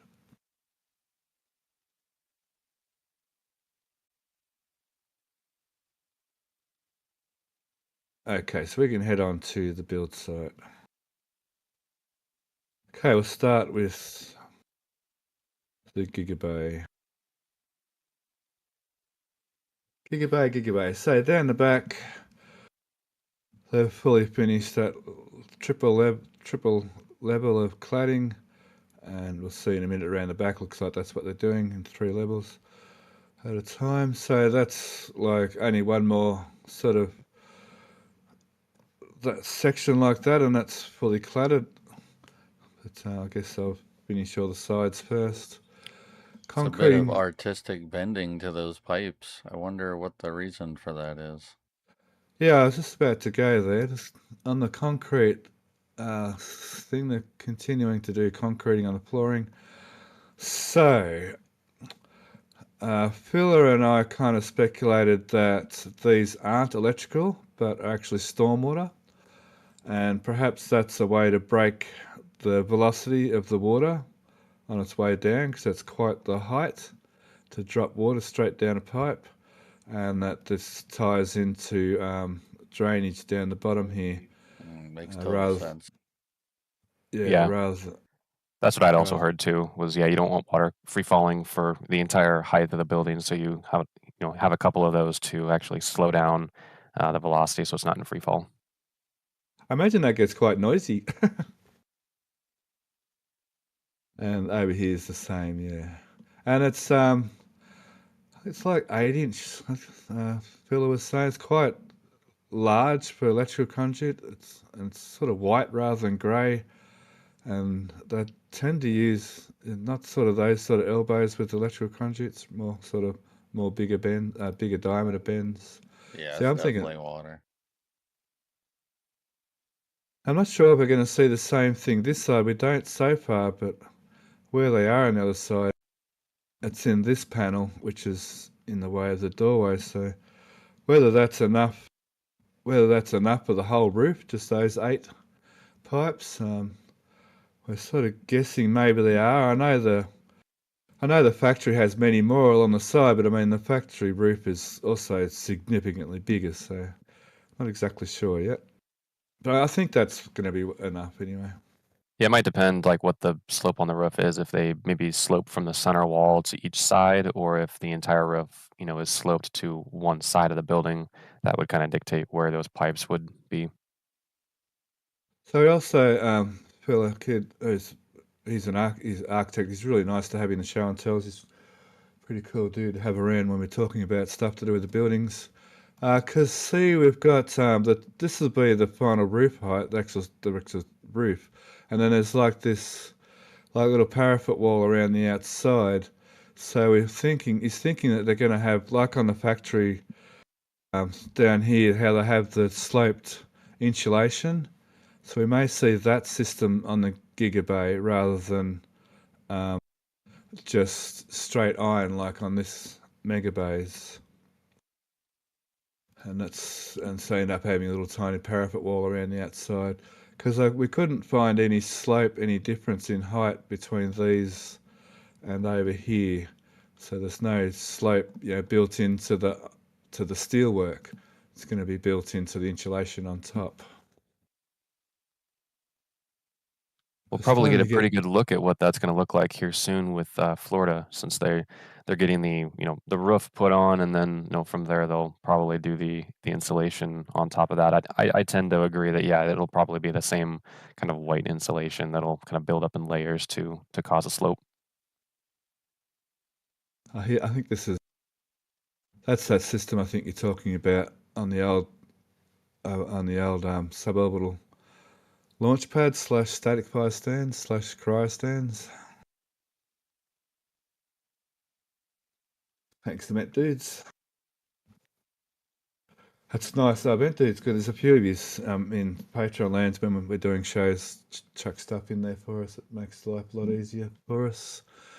I'm wondering, are these, the frames we see in the aisles getting stacked, are these just these pieces that are getting like pre-assembled rather than the actual full trusses yet? Just these end pieces are getting stacked down in the aisles and getting sort of pre-assembled down in the aisles first. I think I'd agree with that. Yeah, they're basically because you have the angle that it's hard to see from this camera angle specifically, but it looks like you've got kind of your triangulation that kind of comes out, and we're seeing the kind of the top portion of that. Yeah, that's kind of the reverse angle there, but I think what we're seeing down below is the part that will span the gap, and then they're going to lift it up, and they'll be able to connect it at the bottom and the top. There seem to be these shapes that are stacked down in the aisle, not in aisles, next to the down in that area, right down there. So that's steelworks going ahead nicely. I think the third crane the third crane's been risen up to the final height. Just got the last crane to go. The lifting, let me see, I'll get a better photo, hang on. The lifting devices for the bridge cranes, we haven't seen any of the, where is that down? It's down a level or so. Yeah, down in here. We haven't seen any more of the steel added to these yet.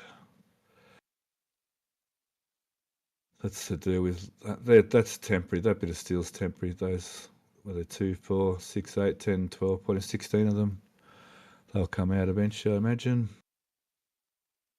But we haven't seen any more added steel to them yet. So many bits of steel. Sometimes it's hard to look through the steel to find the bits you're looking for.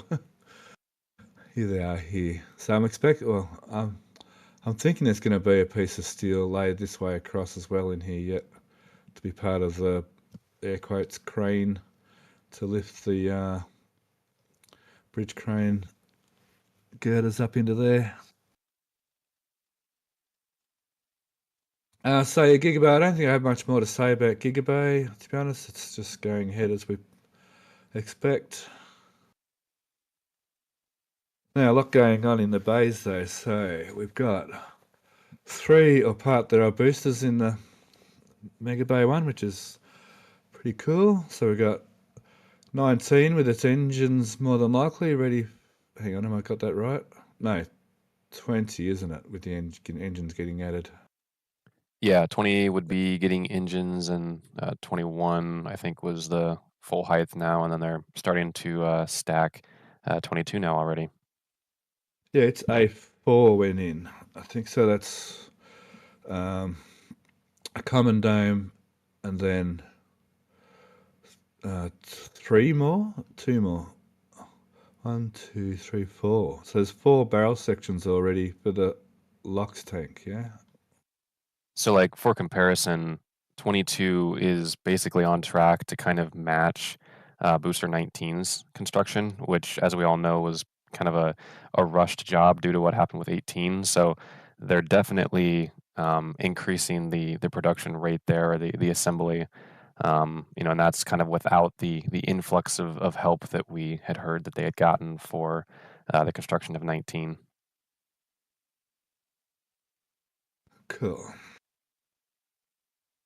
Yeah, and I'm expecting to see this as sort of the beginning of an acceleration for building airframes, to be honest. I think it's sort of been ramping up over the last sort of couple of months right now. So that's really good, the 3 boosters. So in the ship department, there's also 3 ships or part thereof. Well, not, oh, there is in this photo, 40, 41 and 42. So 40's got engines, obviously, 41 hasn't yet, and 42 has got common dome, payload section, PES dispenser and nose cone all installed. So it's flying ahead too. They did something different this time. They put the nose cone payload barrel section in. They had the PES loader outside. Then they brought the common dome in and lifted it underneath the payload bay nose cone section, I guess, put it onto the turntable and then disconnected it, then brought the payload barrel nose cone section back and put it over the PES dispenser and then put that back on the turntable, which is something they haven't done before.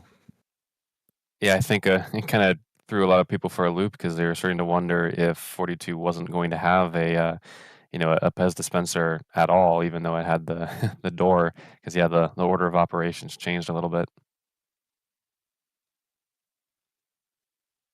So perhaps that's, yeah, once again they're sort of switching up methods to accelerate their construction of vehicles.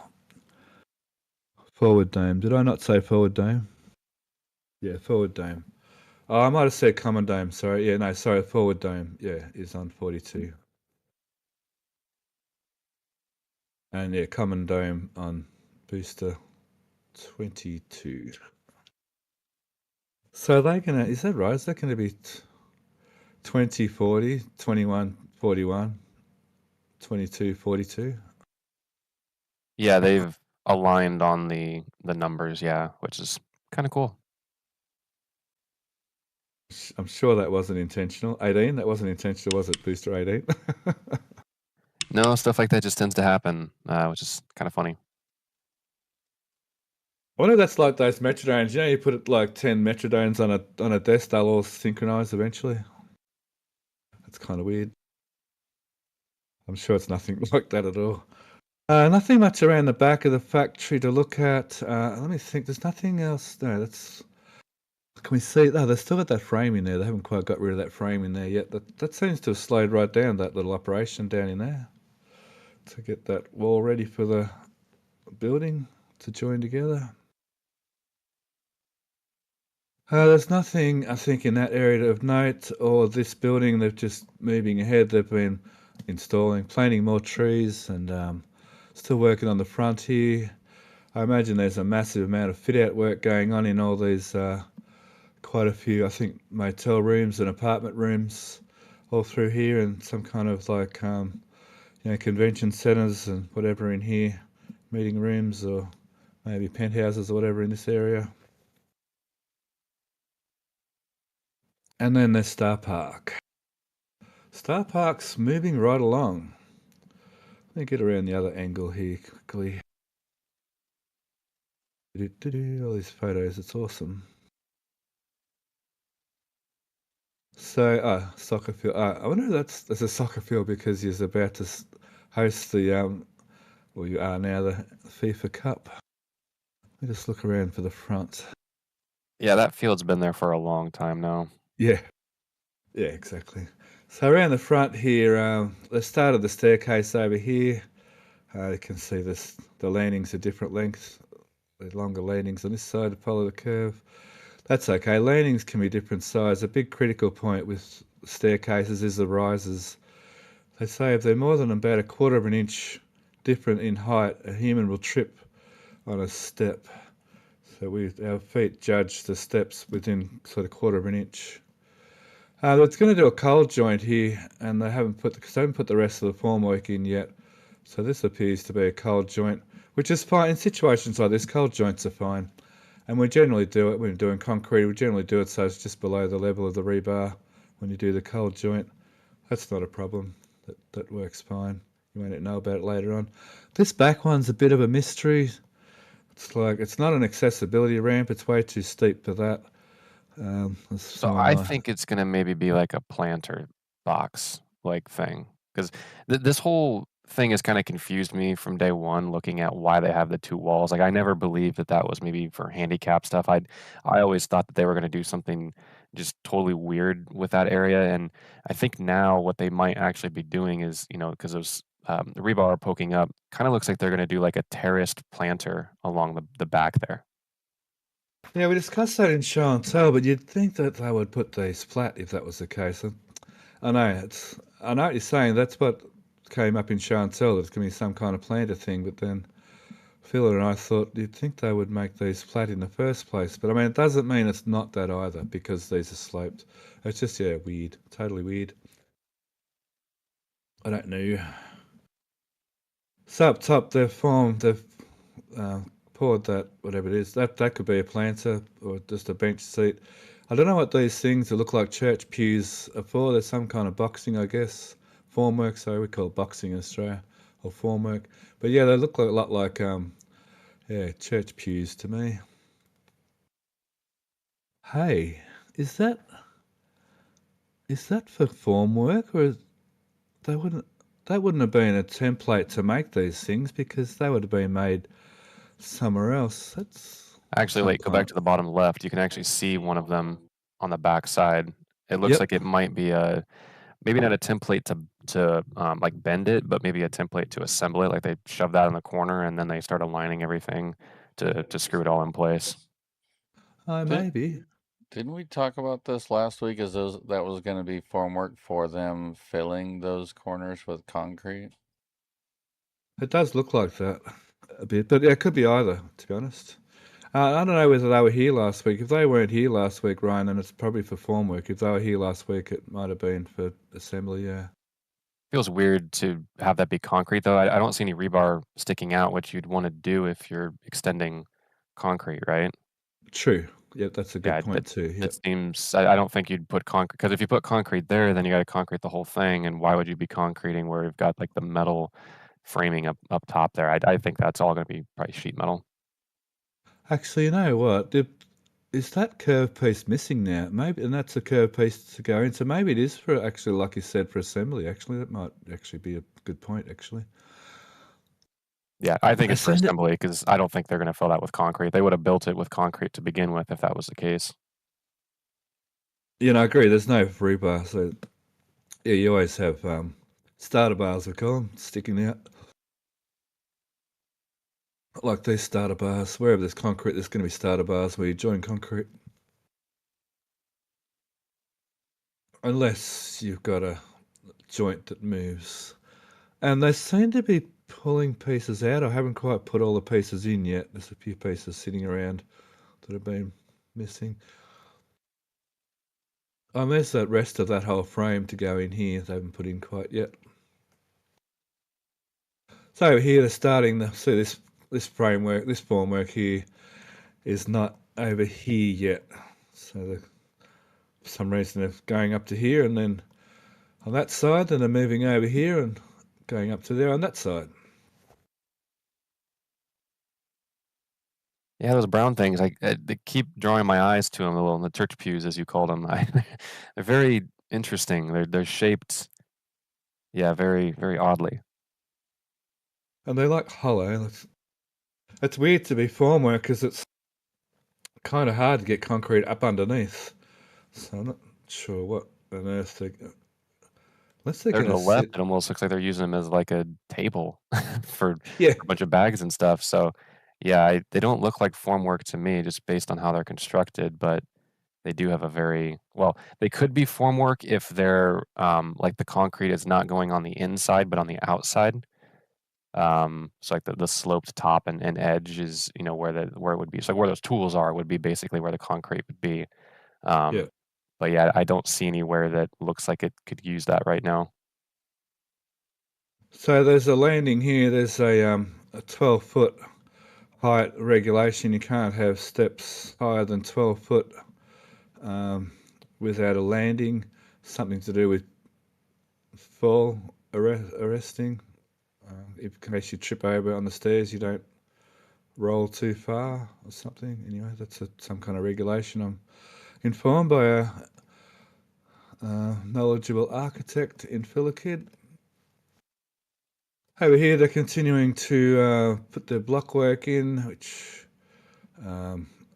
we're discussing whether they fill these full with concrete. I don't see any reason for putting rebar in the centres of these blocks if they're not putting concrete in. Although they don't seem to be extending it past. Oh, there's some more rebar getting tied in as well. They've actually knocked the end of that block out to put horizontal formwork. I've done concreting like this with building walls like this and filling them with concrete.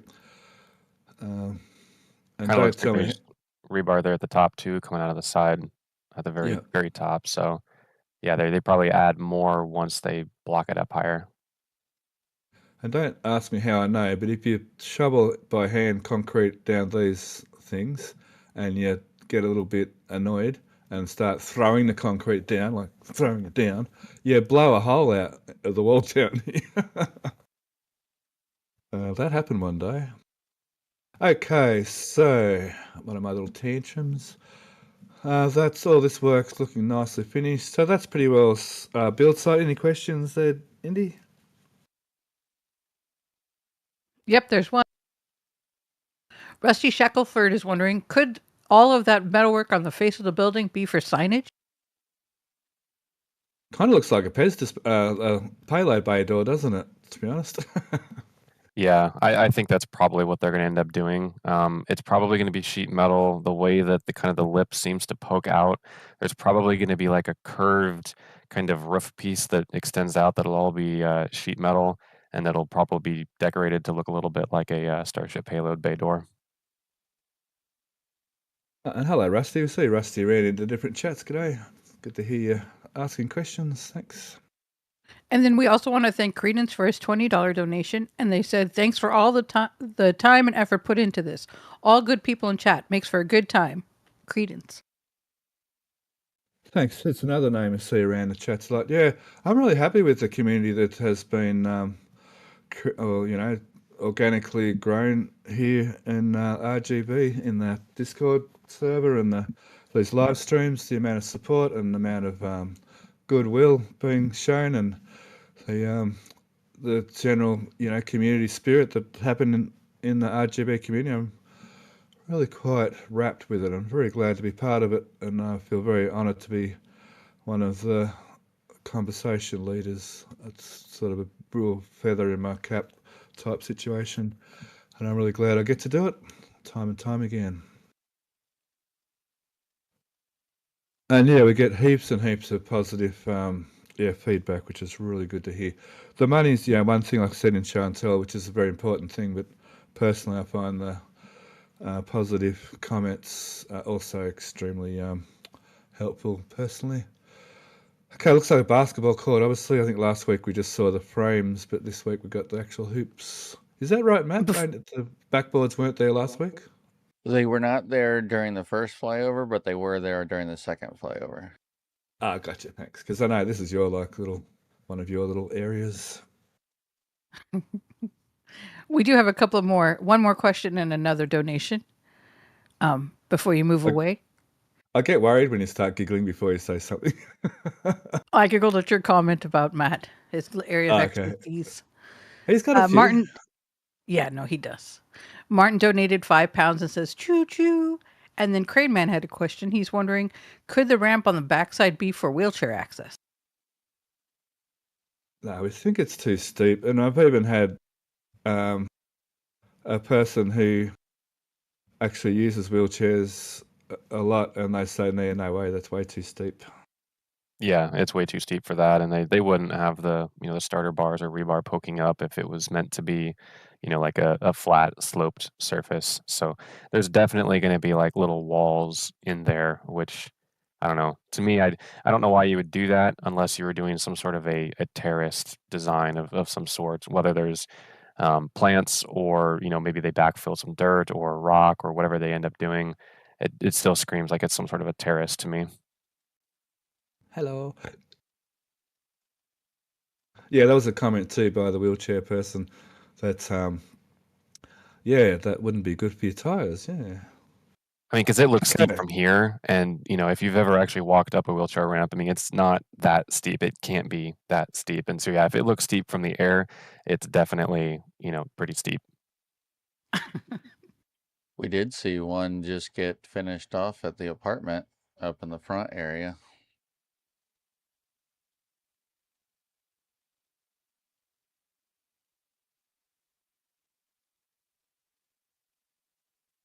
It's on the right side. It's like right around the corner where the excavator is, yeah.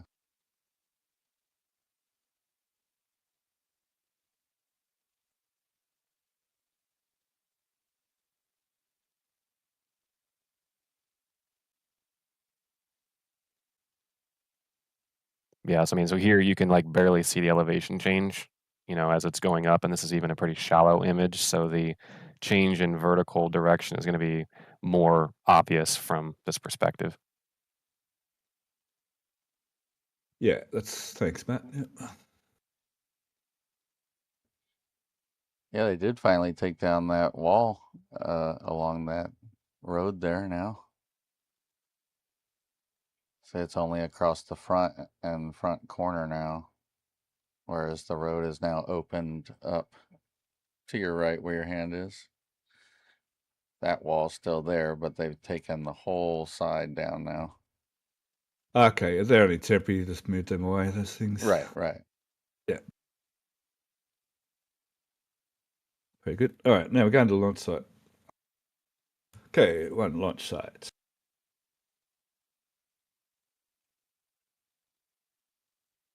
So we've got the doors open, everything's looking nice and clean. In fact, the whole area is nice and clean. So then we had some deluge testing, which was interesting. We discussed this in show and tell too, how they did the big deluge test where the water foofed all the way, all the way over to the road. The big water test, a big deluge test.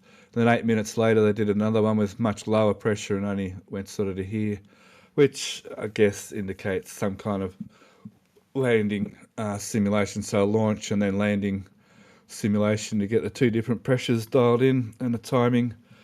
and the quantity of water they need for both, sort of getting all that dialed in more accurately. They had finished off that last gas burner, so and then after that they've started doing testing again. So that's good to see. So getting ready. So we've got the ship now has done its static fire, so it's ready for flight. And we've just got to see the booster come down here now and do a static fire. I think then go back to the production site, then come back, right, before launch. It's possible. They also might, if the static fire is good, they might be able to leave the booster out there. There's with version 3, it seems like there's less operations that need to be done between a static fire and launch on the booster side. So it's possible that they might be able to leave it out here. Although it's still pretty early in version 3, launching, that they may want to take it back to do some inspections. But yeah, if they, depending on when they want to launch, I mean, we're the first kind of week into July. If they do leave the booster out there, there's a possibility that they technically could probably launch, maybe 2 weeks from now or 2.5 weeks from now. So I would say, the window for the launch opportunity is probably 2 to 3 weeks from now, in my opinion. Yep.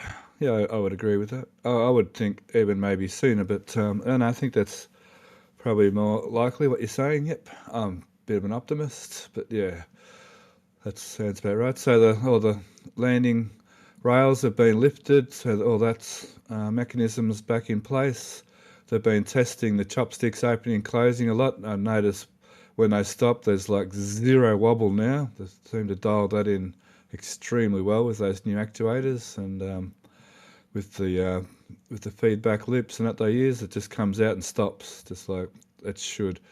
Because even no matter how rigid you make hydraulics, especially when you use a bit of flex line here and there, there's always going to be some bounce in the hydraulic system, in the hydraulic lines themselves, let alone any other mechanical things that make a bounce. So to start with, the electricals are more superior in that concern, but I think they're far more accurate too, as far as how much power you can actually accelerate them and deaccelerate them a lot more accurately. Yeah, I mean, to sum it up, I mean, like with the hydraulic systems, the way you're controlling it is with the fluid flow. So it's, the output motion is only going to be as accurate as you're able to control the fluid flow.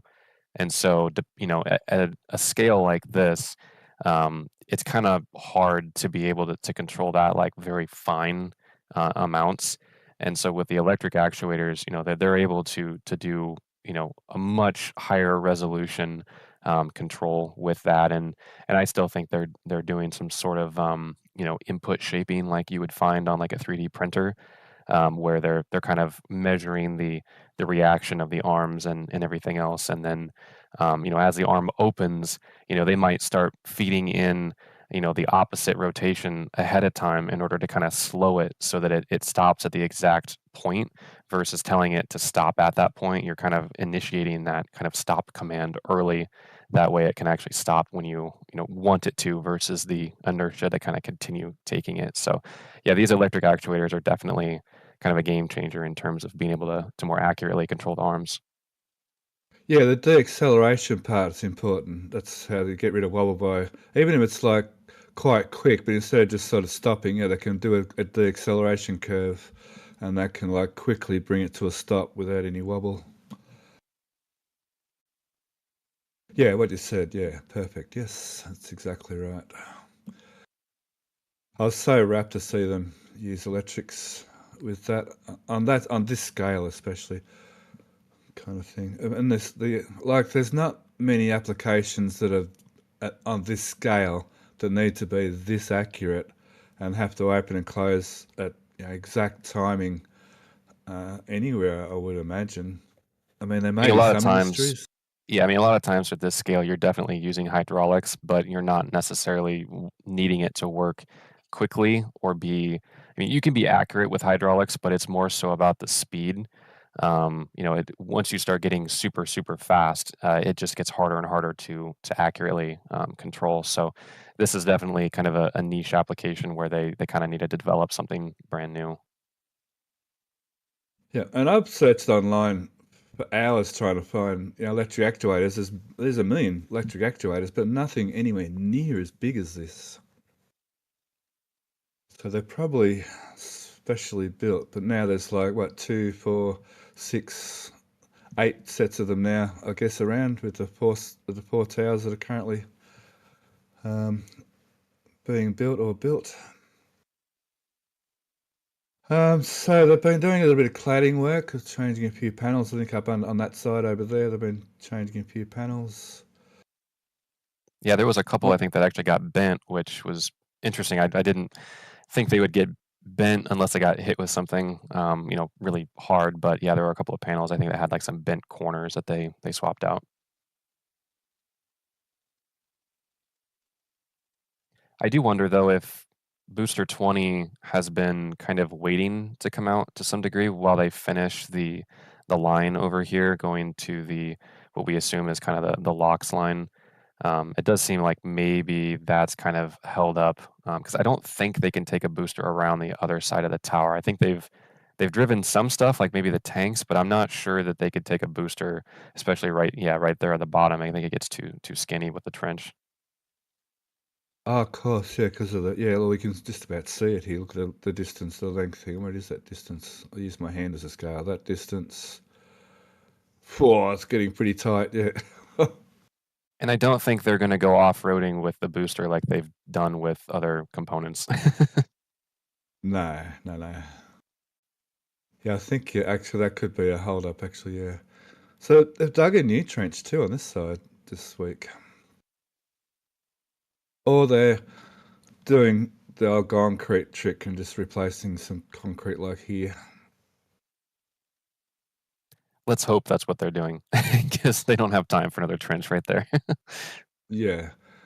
This is interesting. There's like an expansion loop here, and then they're going to put another one here. And like there's also like even that's, in air quotes, an expansion loop as well, where it bends down there. And they've put a valve in here. I'm not sure exactly what's going on here, whether it's going to be something else in here, like another T or I don't know. I'm not sure what's going on in here yet. Seems kind of odd. Yeah, I'd agree with that. Or they also could have put that line on the other side of the trench, the whole thing if they needed it to be on that side. But yeah, it seems like they want it, kind of biased to that side of the existing trench. But yeah, this kind of other, U-shaped expansion joint. I don't think it's necessarily supposed to be an expansion joint, but more so just to get the pipe to that side temporarily. Okay. Cool. Okay, over in this, I can use this photo over in this area there. Doing some electrical over here. It seems like they've run some electrical from these bolts over to here, which could be something to do with either some people are saying maybe a security station, but then they've got these couple of pipes running back here. I'm sort of thinking maybe this is some kind of control box for these pumps. Seems a bit excessive sort of size and amount of conduits for two simple pumps, but I mean there's sensors, there's level sensors and a few things. So generally there's like 2 sets of float switches in there for redundancy on each pump, and sometimes set at different heights, so sometimes you need 1 pump, sometimes you need 2 pumps. And then you can have it so that one's the lead pump and one's the secondary pump, or vice versa. You can switch them over. It's fairly simple control box. This wall, they're continuing to get that wall in. They seem to be doing it, I'm not sure why, they're doing it in segments again. People are saying so they don't need to use an end stop, but I mean this wall here has to have 2 end stops for the concrete. I mean, they usually do these walls in one piece. I don't know why they're doing it in segments, but that's what they're doing. So here's the swimming pool for the wheelchair users. I don't know what that is. It seems ramped, whatever. This building's going ahead nicely. This one doesn't use rebar doesn't need it that strong, so it's not going to be concrete filled. A couple of workers there, a couple of brickies there working away. Bricklayers in Australia, we call them brickies, not brekkie, brickies. Okay, moving along. Oh, you've got your big American flags out, which is kind of cool for your 4th of July. This guy's even got his 4th of July overalls on by the look of it, which is okay. In a later photo, this is blown back over this way. I'm thinking they got blown over the top of them. Some people in show and tell are saying, oh, that's these guys' job is to stand there and hold the flag for a few days.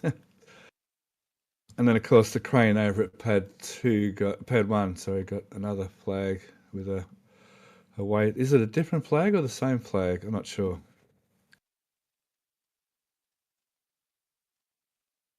Okay, moving on to that favourite building of mine. People are affectionately calling Stephanie's building, which is kind of cute. They've got it all formed up, ready to concrete, so it's not. I'm conceding that this building's not going anywhere, so it's going to stay there for the time being still, for quite some time, I imagine.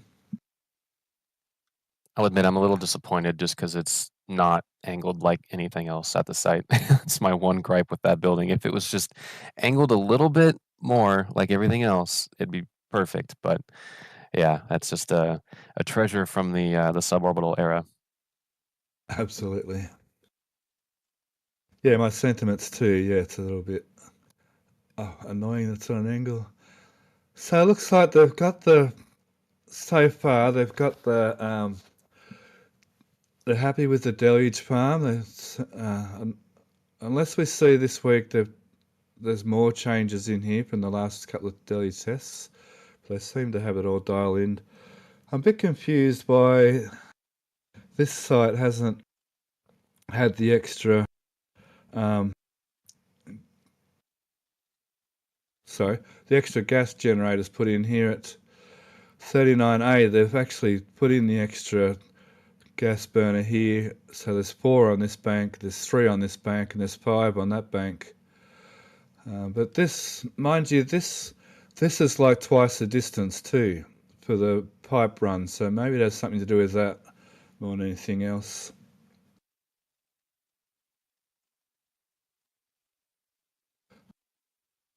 I'm not sure about that. I mean, you technically might have some friction losses in the pipes, which may require a little bit more pressure to get the same flow rate through the system. I don't know how to to mathematically calculate exactly what you would be expecting, but so far it seems like they're happy with what they have here. And yeah, in Florida they've got a few more. Usada likes this building because it's the last remnants of the old suborbital farm days. Yeah, I guess it is that. It has some sentimental value. Fair enough. I can agree with that. Still don't like it. Okay, so it looks like they might have even hooked this in probably yet. So if they're waiting for this, I mean, they only need to backfill this, or if they're going to put a cover on it. I'm not sure they're going to concrete it in or going to put covers on it. I don't know whether we can actually work that out. Oh, is there a lip? Maybe there is a lip. There is a lip actually there. Maybe they will just put covers on it. Okay, like we've seen that before, where they put these culverts in and they do have a concrete lid system for them. What are those? Yeah, I was just looking at that. Do we know what those are? No. They kind of look like a trench drain, like you might have like in a garage or like maybe outside, like in a driveway. But I guess I don't know where they would be draining to. I guess if we didn't see any pipes going. There's drainage all through. There's more than likely drainage. Like, I don't know, actually, I can't see one now. So there's drainage all over the place. I can't actually see a drainage hole, actually. So, yeah, I don't know. Yeah, it appears it does look like that. I agree. It can almost, I mean, we imagine when we think we're seeing something, you can almost see a slight downward curve in there, but that might just be imagination. So they've really only got to refill that bit of concrete, and they can put the covers on here and drive a booster here. So maybe even by now that's passable for a booster. And Like, I'm not sure, I guess, with those SPMTs, if they're technically able to go over that like small area. I know they have a lot of flexibilities with what they can do with those, but maybe they can like pick up the wheels slightly like as they go over that area. I'm not entirely sure, but it's possible they could just concrete it, leave that open until they fabricate the covers, and maybe they can still move a booster. Yeah, I'm under the belief that they can step over something by literally lifting the wheel. I don't know about that big a distance, but maybe because Yeah, they'd have to pour that concrete first. I'd imagine a booster and its counterweights with two SPMTs is fairly well under the maximum working load for those axles. I would imagine they lift some pretty heavy stuff with those SPMTs. So in SpaceX fashion, they'll probably pour that concrete on a Tuesday and then roll the booster out on a Wednesday. Yep, and then have to replace it, and then have to replace it the following week.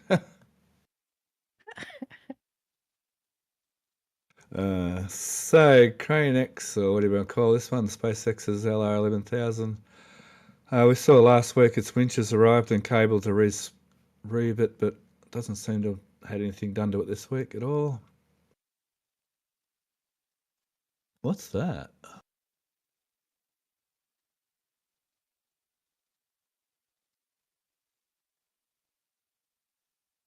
I'm not sure what that is. Okay, over here we've got some sheet pile. Let me just move my camera angle here a little bit. So I guess one of the guesses there is that they are the start of the commodities trench. Maybe through here to tap in to here rather than hang on, let me move the camera a bit more. Maybe tapping over there rather than tapping in here like we kind of speculated at first. This area, so here you've got post pumps and chillers, but then this whole system here would need to be replicated for pad 1, sorry. But if we tap into here, we can just literally tee them off with a couple of, actuators, valves. Yeah, that makes the most sense to me. And then, presumably they just run the commodities, along the wall here. They kind of excavate a trench area. Yeah, and then duck off over here to come around the back of the trench. So which is probably go between where the sheet piles are and the existing wall, if I had to guess. Just kind of hug that spot there. So they're basically forming the trench right there, would be my guess. Yeah, I'm not sure about that because I think they need sheet pilings on both sides of the trench. They may be able to put the other, I mean, that does look more like the width you need rather than out here. But I think they need, I'm only guessing, but I think they need sheet piles on both sides of the trench. What are those circular parts sticking up kind of out of the ground? Are those in the ground or what are those? Yeah, they're to support the guides. They're just temporary. We saw that on the flame trench, pad 1 flame trench. So we're doing the same thing. They knocked some pipe in the ground. Actually, they're using the same knocker innerer that they use on these by putting this plate on top. So just bang them in, put this frame up, put this bit of steel down, and that's their guide for the sheet piles. Although on the flame trench they put guides on both sides, they don't seem to be doing that here, unless I can't see it. So this concrete being removed now, it could be that they removed it because they had to for the trench rather than it being damaged by liquid oxygen coming out of here, or both. Yeah, I tend to think it's probably both. I mean, they were definitely going to need to put commodities through this area anyway and do some trenching, and yeah, they definitely made some crumbly concrete with the the LOX overspill. Yeah. We go in the front here. Doesn't matter. This shot will do. So let me find. Hang on a minute.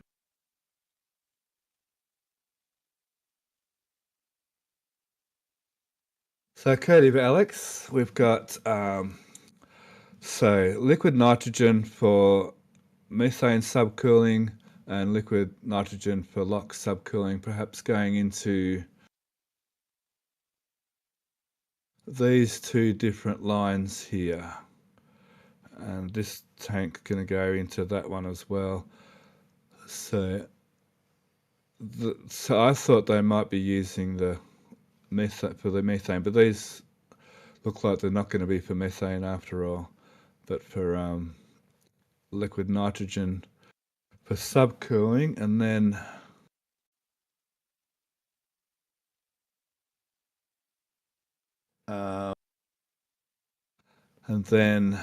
so this is to do with the plumbing work on the other tanks. Now this is where I get a bit confused. So there's a LOX spill, there's a LOX pressure building, and then there's a LOX what was that, Indy? Do you remember what that was? Which one? The LV. Yeah, liquid vapor. Liquid vapor, thank you, yeah. And Webby has arrived. Hey. After oversleeping a lot. Good afternoon. Sorry about that. No, you're a shift worker. No excuse needed. You do well. Shift working is the cruelest way to work, so you do well. Thank you. We appreciate you being here now. Yeah, no worries. I was actually talking to Alex. So if we're thinking, of course, you'll have 4 LN2 in a row, and then you get 4 LOX in a row. To add more LOX to the farm is what he thinks we're going to get, but that's kind of just speculation at this point. So you get 12 LOX tanks, 8 LN2, 8 liquid methane, and then you'll have 2 the liquid vapor LOX bleed tanks, which gives you 2.3, if my numbers are right on how much methane they have. Gives you about 2.3 stacks of methane, and then once all said and done, they'd have about 3 stacks worth of LOX, and then a decent amount of liquid nitrogen. And well, the LOX and liquid nitrogen tanks would just be constantly filled by the ASU, and then the liquefaction of the methane would get constantly filled by those. Will get filled by that. That's a pretty good, sizable storage capacity. Yeah, and it looks like this is too, coming from the ASU perhaps as well, to do all that filling. Yeah, so what was it? Oh, sorry. Does he mean then that they are getting rid of those cannons? Is that right? It's unknown what's going to happen. Yeah. We saw them running a couple of days ago, but we don't know what system was running. We're going to have to wait to see what happens when Booster 20 runs, and then what happens when they do a wet dress rehearsal. Because with all these changes, I would expect a Booster 20 tanking test, and then a full wet dress again, with the amount of changes they've made to this tank farm already. And that'll give you the data point on, what has changed or whatever else. So, yeah. Cool. Thanks, baby. Long term, it probably doesn't make sense to continue using those cannons, especially if you're going to have your pipes for your other farm right below it. So probably don't want to be pooling a bunch of cryogenic liquid, on top of that area. True. you don't really want to do that either, even just on regular concrete. It's not great for the concrete. True that too, but yeah, especially so the commodities will go along there. I'm not sure which side of this wall yet. Might be that side, might be this side, and I guess they'll head over about here somewhere. They'll head over that way to the flame trench over there somewhere. So it's sort of looking more and more like a shared pump farm, doesn't it, guys? Definitely. Yeah, they're gonna.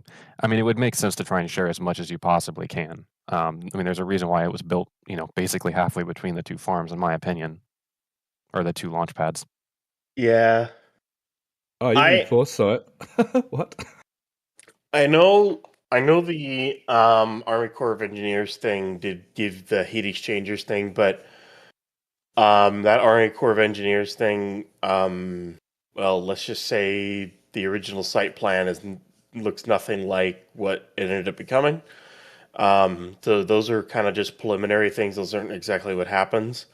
Yeah, they've never been accurate, ever. So they're basically just like a nudge in the the right direction that, hey, we might do this, and then they do something completely different. I think they'll do what they're going to do at 37 here, which is to have an entire shared pump farm, storage and pump farm between the two pads. What I think will happen is there will come a point where they go and upgrade the tank farm here. Maybe they swap out or they do wrap insulation. They do like a better kind of vacuum jacketed system. Because I know Alex has been waiting for them to do a full all vacuum jacketed lines everywhere, which they haven't done yet. But considering how much they want to launch, hopefully that they do that at 37. So, and that helps cadence, doesn't it? Because the pipes basically remain frozen, I guess, between you can keep them launches. chilled at all times. Yeah. Yeah. Somewhere across here, I guess they'll run somewhere, or maybe they'll bring it 90 degrees, or maybe across here somewhere, but somewhere around here they're going to bring it. Where that roof is, I wouldn't be surprised if somewhere around there or so is going to be that little bunker for the split. So you'll run it, and then you'll have the high pressure and switching somewhere around there, and that's where the split will be between the tower and the pad. And then right next by where the break room is where your water deluge is going to go. That's my expectation. Yeah, makes because when you put all that there, I don't really see where you're going to have room for another pump farm and subcoolers. Like, you'd have to copy and paste what you did for Pad 2 again, and I don't really think they have the room for that. Well, from an efficiency standpoint, with the amount of space you have, it doesn't make sense to have a duplicate pump farm, in my opinion, here. I mean, unless you're like terrified that you're going to, grenade a pad and you want it completely, isolated. Like, they don't have the space here to really have a full duplicate system. I mean, because just look at, how much space one, launch pad kind of takes up with all the tank farm stuff, and you want to duplicate all of that while also not putting it necessarily in places that are going to be damaged, during a liftoff. It just there's so much less space here compared to, pretty much every other launch site that they're going to have. I still am wondering if they do move the methane at some point, and they kind of try to condense it a little bit, and they move it to that little trapezoid, or they just build a large blast wall, because they're going to fill in the rest of those tanks. The tanks are not moving, unless they're not going to bring in more locks. Then they'll probably have like 2.5 stacks if they don't bring in more locks, or less, because 4 less locks tanks would mean 4,000 metric tons less of locks if they don't bring that in. So it would bring them down to about 9,000 metric tons of liquid oxygen total. I still think all the methane tanks. So I still think all the methane tanks are going to move over here. It remains to be seen. The fact that the new ones that just came in are the LOX, bleed, and then nitrogen. That's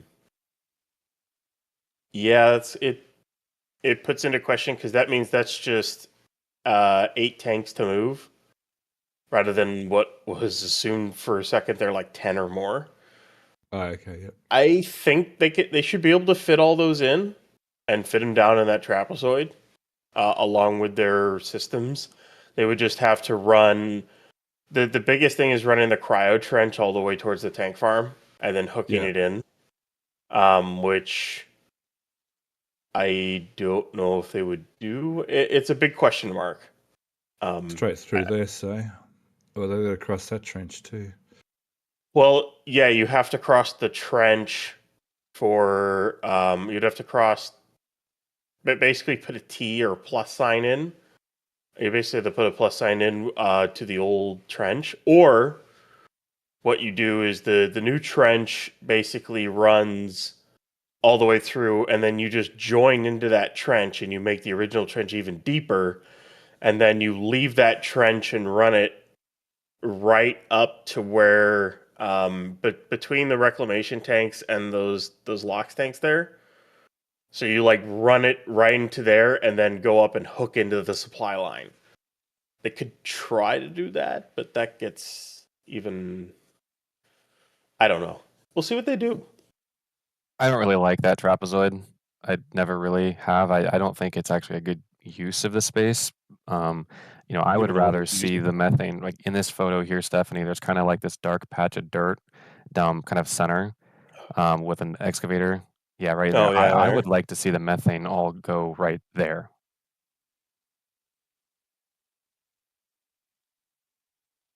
It is a little bit out of the way between both exits. Yeah. I mean, because you got to juggle a couple of different things in there. Like you were saying, you've got the water deluge system, you've got the high pressure switching unit you got to put in there. You've got all the other tanks you got to work around.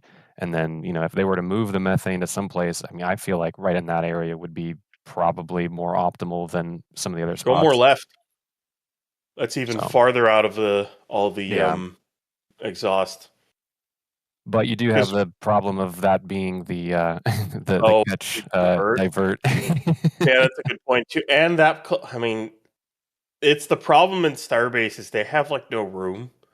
Like for just to put in perspective for everyone for the size of this launch site, this is about the same size as the entire half of 39A they have to work with. That's how big this is, give or take. This launch site is the size of where they're going to put the tank farm for 37. Like, they don't have a lot of room here, so they have to do with what they. It's amazing that they're putting 2 pads in this footprint. Honestly, there should only be 1 pad here, but well, they got 2, so. It is only R&D, so hopefully from sort of now on they do more like 37 sort of size launch pads. It is cool how you can see the footings from the original 6 pylon legs in here, and shocker, it's in the middle of the trench, exactly where it should be. Yep. Yeah, and a couple of the small or the littler ones around that were put in as well. There's like hundreds, or not hundreds, but there's quite a lot of them put in, as well as some of all the new ones as well here that are actually in the proper grid. Some of the OG ones, and then some of the different size ones when they went to redo the foundation. Oh, that's right. There's like 3 or 4 different sets in there in here. Yeah. Yeah, there's a lot of different size piles in there, plus the legs. So, but it's all going to get integrated into the slab, and it will just vanish once they lay it up, which probably be laid up and poured within the next 2 to 3 months, is what it should be. Yeah, I'd say they're down to depth now and ready to start putting the rat slab in. Yeah. Well, I guess they'll dig the slopes out. There's still a lot of work to do on the slopes to dig out. I like this. I like their staircases here. What I think is cool about them building this is the fact that they are double stacking the prefab flame trench sections. It's going to be hilarious to watch those lifts happen. Yeah, so so that'll sit on top of this, we figure, because down here this is the bottom one with the half cut out, and then this will sit on top of that, and in here we can see the for the ridge cap. So this would be the trench side here, and this is the side that doesn't have the hole for the ridge cap plumbing, and this Well, side it'd be above that. It'll be next. No, I think it's in that panel we worked out. Looking at older photos. Actually, I've got them here. Hang on. Pretty sure it should be above that because that beam is where the end of the well, on top of that is where because there's actually a piece I think that sticks up from the beam that sticks across that the ridge cap actually sits on. So you're still kind of low down, I think, but I think maybe. we're seeing this piece, but without the hole. So we're seeing that that bit there and no hole here, because this is the side that doesn't have the hole. Looking at the previous one, so and these two pieces here with the holes, these two pieces haven't arrived yet. They're not here yet to put in there. Yeah, that makes more sense. Yep. And then there's the bottom of this thingy in here too, which is the bottom down there. And that's the 4 base levels, which is these base levels. Yeah, we spent a bit of time on this on show and tell. We probably spent a good half an hour talking about this alone on show and tell, and sort of came up with that. Assuming they completely weld all of those out before they lift them, which I don't know why they wouldn't, but that should save a lot of time of them just kind of wiggling down inside the walls to weld them like from the inside out and whatnot. Like this should actually, save a ton of time. I think they realized that after they did it the first time, and with 39A, I think they realized it might be a little bit easier to try to weld them out and then lift them, and especially if you have the crane that can do it, because the Buckner 11K is the counterweight tray, you might as well use it. Yeah, absolutely. And so there's a down photo. So yeah, hang on. Something that Zach saw in his server. I'm still curious to see what kind of a load spreader they're going to use to lift all this stuff in there, because that's going to be one heck of a setup. The service structure is a fun one. Yeah. I still feel like that might be in 3 pieces. It kind of looks that way. Connecting the edge pieces there fully. Yeah. Like maybe they are while they're fabricating, or not really fabricating, but like assembling some of the major stuff to make sure it's square. But then I feel like they're going to remove that and then lift it in 3 pieces. Kind of looks temporary. Did you say it? Yeah. Yeah, I'll come back to that in a second. Let's come back to these things. So we've noticed there's no the bottom. Oh, hang on. Gee, let me just go back. This photo will do. We've noticed there's no bottom plate to bolt these down, but instead there's inside here, there's these plates inside, and these embeds over here have these long bolts that stick up out of the concrete, and it looks like they're going to bolt these down with into these holes here rather than bolt from the outside, I think is one of the speculations. Yeah, so basically what you're seeing there, I think, is actually some like boardwalk they put inside there so they can weld. I don't think that's actually the bottom. But there are basically plates that go across kind of horizontally between the 2 walls, and they have kind of a standoff kind of shape to them. And it kind of looks like what they're going to do is basically lower these wall sections down in the trench, and then they have some thin plates that they're going to put over the top of those plates kind of perpendicular in the trench, and then these bolts actually bolt through those plates. So they're not technically bolting the wall section down, they're bolting to kind of a plate that pulls down and pulls the wall section kind of into the ground, and that's kind of, they're basically clamping it down there versus actually bolting through kind of a holes and a flange like they did on pad 1. Yeah, actually, these. Sorry, yeah, that's the top. That's the top piece. This is the bottom pieces. These two. Sorry, so they'd be bolted into these ones. Is that actually bits of steel in there we're looking at? Oh, no, that's just for the core fielding, isn't it? They're the Nelson studs. Yeah. So yeah, so slightly different method. So basically, all of that part of the bolt should stick out of the concrete. And yeah, like Ryan said, bolt into these somehow. That might be. They may not be able to kind of lift the whole wall section into the trench together if they were doing it the traditional way. Like they have to, line up everything exactly for those bolts in the concrete. Versus with this way, it doesn't necessarily matter where the bolt is necessarily, in relation to the wall itself, because there's like a plate, a strip plate that'll kind of go that they actually bolt onto. So these walls can kind of shift back and forth, a couple centimeters if they really wanted to. They have a larger window or margin of error in order to actually put that stuff down in there. Yep, because 39A2 was put in individual sections, I guess, wasn't it? Pretty sure it was, yeah. Yeah, it was done. It was done like Pad 1. Yep. This is the first time they're really changing a lot of stuff. A lot of the way they're constructing it, and I'm kind of surprised because like 37 is dug out pretty much.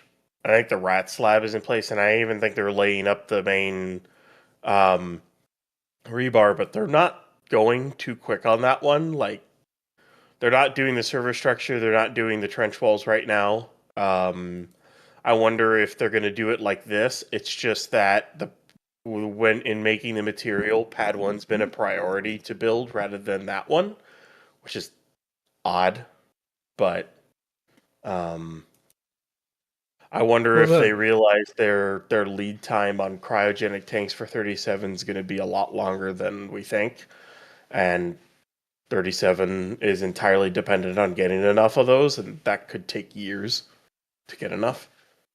The thing with that, they seem to be going quicker with 37 OLM because they've got all the corner pieces and the 4 straight pieces for the OLM at Roberts Road, whereas they don't have them here. So the OLM sort of seems to be a priority for 37, but like you're saying, it seems to be the opposite for the actual pad. At least as far as we can tell, they only have 3 of the 4 top deck deluge places, and they don't even have anything in the second level from what we could tell either. So it's kind of an odd one, why that got that and whatnot. I don't know. We'll see which pad comes on first. Based off of all the inner trench stuff that's arrived, it's going to be Pad 1. But then again, unless they get the parts for them out quick, it won't be that. Because as of right now, if they quickly finish up this trench and get all that installed, the trench is going to be ready for the mount, but the mount's not going to be built. Like, they might end up waiting on the launch mount for this pad. But if that's the case, then that time will get used to do the chopsticks. Basically, because do those need to start work on those at some point, because that's going to take several months to redo those, because they're bare, empty shells at the moment. Same thing with the tower. So maybe they're pushing ahead with this, and then they'll switch gears because they just don't have everything for the mount yet. We'll have to wait and see what they do. But because this also is a situation where intuitively, when you think about trying to, build something as quick as possible, you think, well, if I put all of my workforce, all of my labor on that one thing right now, that's going to be the quickest way to build it. And that might not always be the case because, SpaceX isn't focusing on one pad right now. They're focusing on multiple. So they may be trying to schedule things. They're looking into the logistics on when they can get the materials, how quickly they can get materials to certain sites. And then they're looking at like the whole thing, out a number of years to try and see what can we do today that takes, the timeline of things being completed maybe in like 2 years to like 1.5 years. And so it might not be super obvious to us, these trade-offs that they're balancing, but down, on paper when they start doing that, it may add up to be quicker in the end based on what they've deemed, in their logistics. Yeah, that's a good point. Now, another thing with this pad we're noticing is they're kind of doing things the opposite way around to pad 1, where they sort of ran the pipes in sort of first, whereas here they're getting this ready for the bunker to come over here. So the cryo pipes are here ready, so they can put the this is the methane one here, so they can the LOX one here and the methane one there, sorry. So they can put once they put the building down, they can put the big skids, the big main valves they have here. That's the methane return. I can see this getting fitted out quite quickly once they put it here. Even before they have any of the trenching finished back to the tank farm, they'll already start to have this building fitted out. A slightly different timelines on the pad 2 to pad 1, which I don't think, anyway, I guess they're learning as they're going.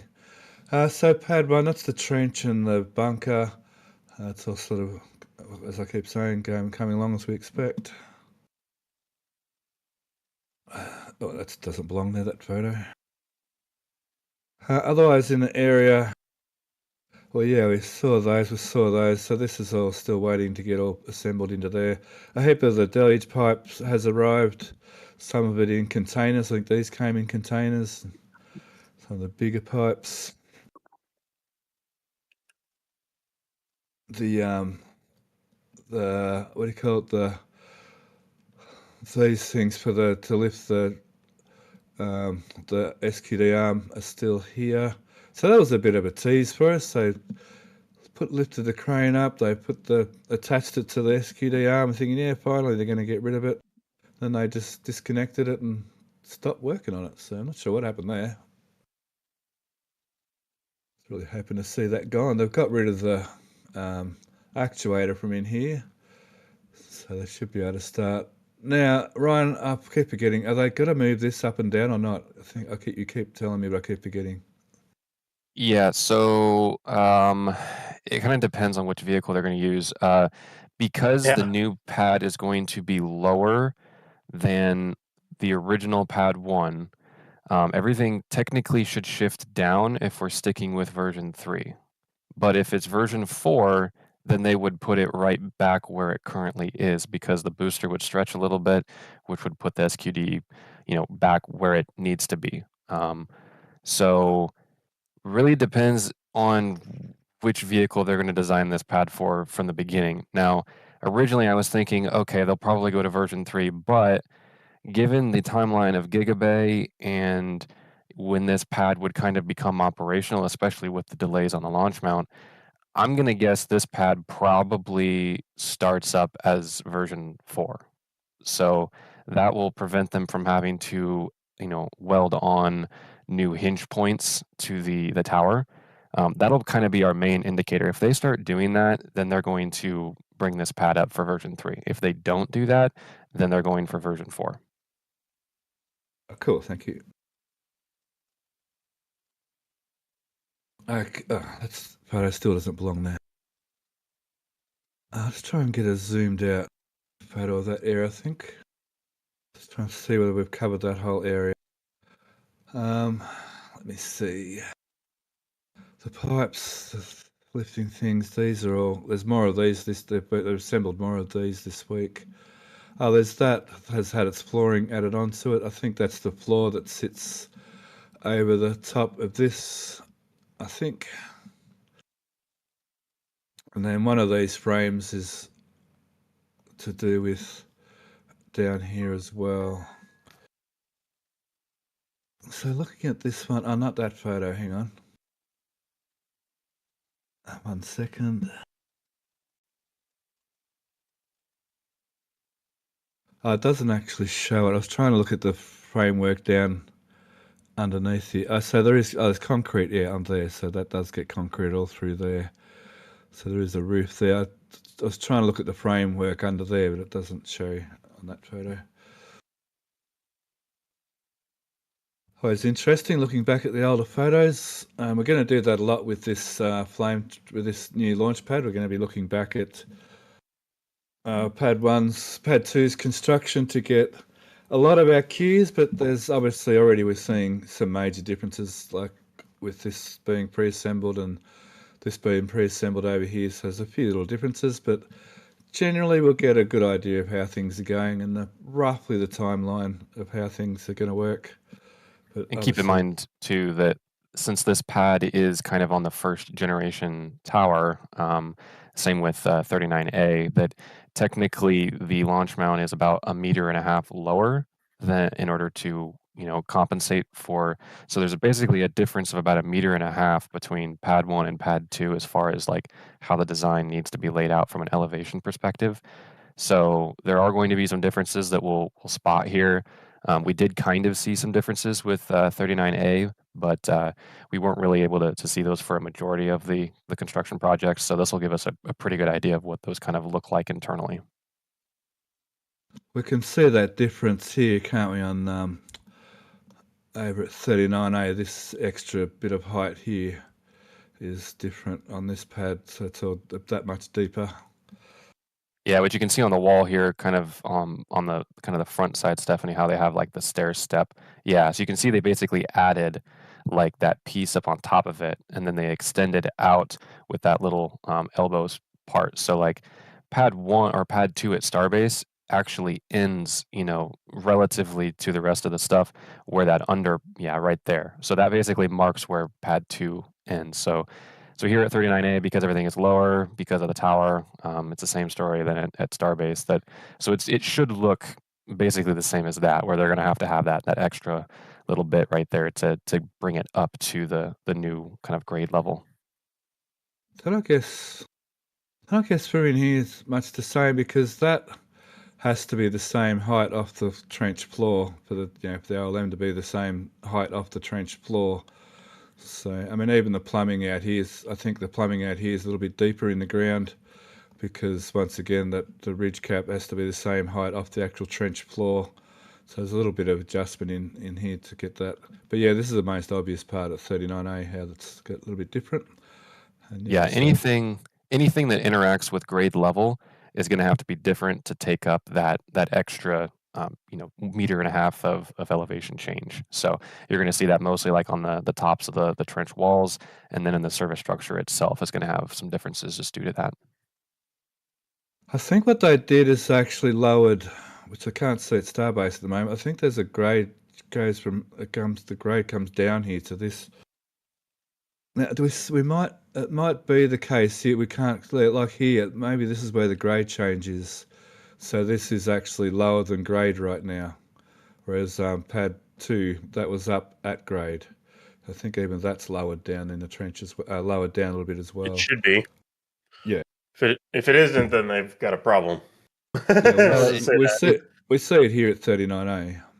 It may depend. Like, if it is, lower than, obviously they're going to have pumps in there to pump water out, because it's going to be the lowest, area that could get water in it. So yeah, whether it's lower or they, try and keep it at grade level, and there's some wiggle room inside the actual frame structure itself. They probably could, get rid of that difference of 1.5 meters across the 3 levels by adjusting stuff, but they also probably could just sink the floor down and have drainage. Yeah, I think it's below grade. All they could do is let the water run into the trench, I guess. There's pumps in the trench. Okay, so this roof is ready for its covering. So I think that's it for pad 1.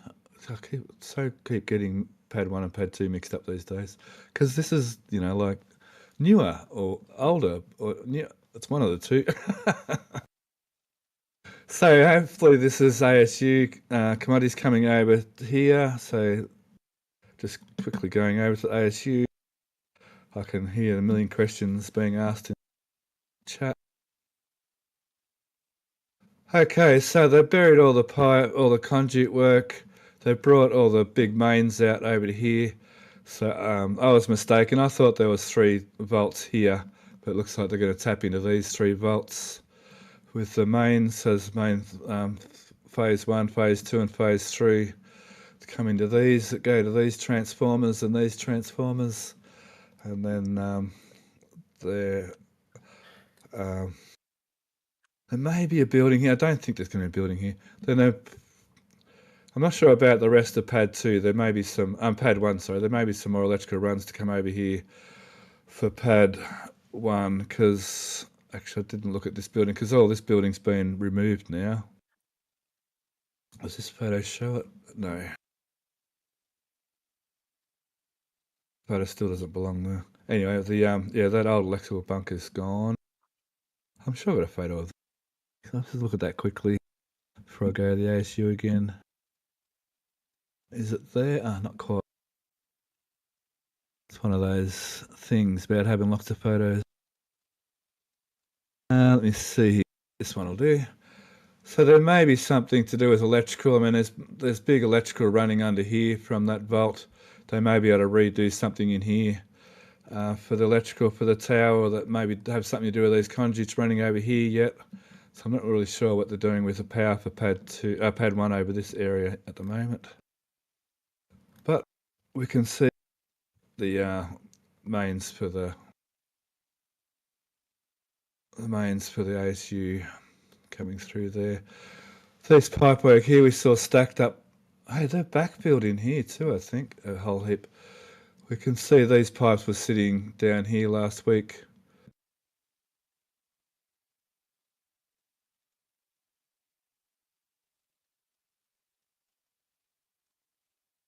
I've lost my mouse. I have to use my mouse pad.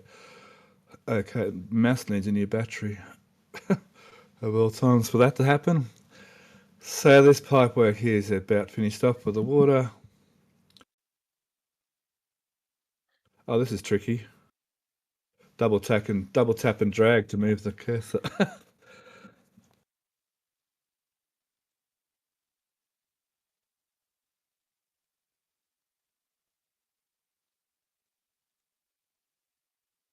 Two-finger scroll to the side. I haven't used a mouse pad for years.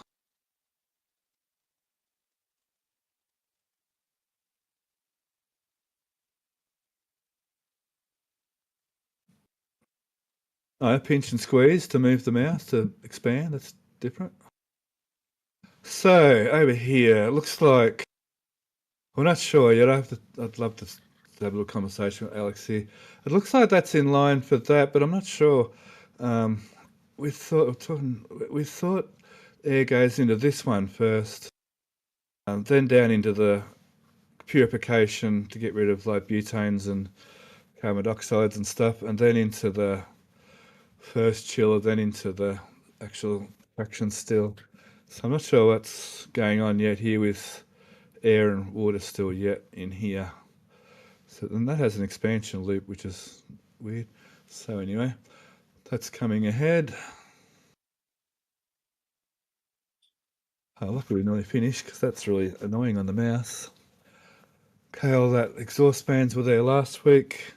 So I think that's pretty well it. I'm pretty sure we've covered everything. So we can go to questions for now till we try and remember whether we've finished everything. Thanks, Indy. Okay. Sure. We want to thank Stumpy for his 5 gifted memberships and his $7 donation. And he says he'd likes to see his name come across the screen. So hopefully he saw that. We want to thank Drew Nar for his $5 Canadian donation, Martin for his £2 donation, Perpetual Nerd for his $5 donation. And he says late Independence Day contribution, America.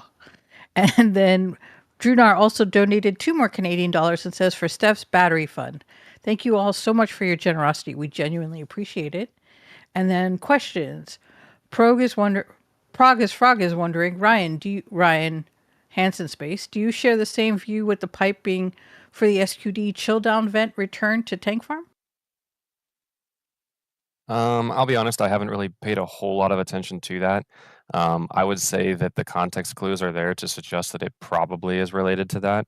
And we'll probably get our answer when they go to do a wet dress for sure. But yeah, we might have to wait to see about that. But it seems fairly likely that's a system that they have kind of been messing with and tuning. So it would make sense for it to be that.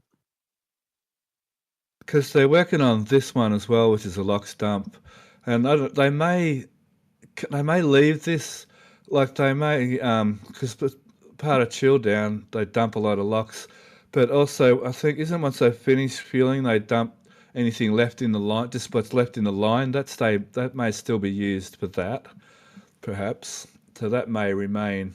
Just thinking, it could be a clue if that disappears, but that may actually still remain.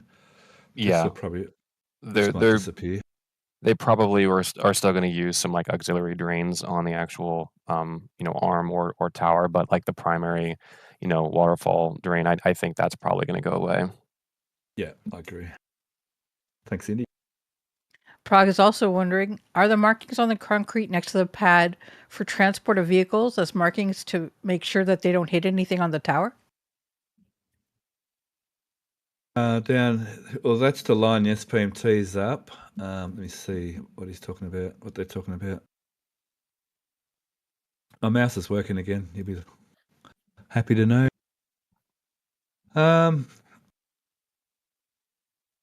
I'm not exactly sure what markings they're talking about. These markings are to line the SPMTs up when they actually get in here, and there's some weird angled ones too. Gee, they're very faint, actually. I don't even know they're still there. Maybe yeah, you can kind of see some of them.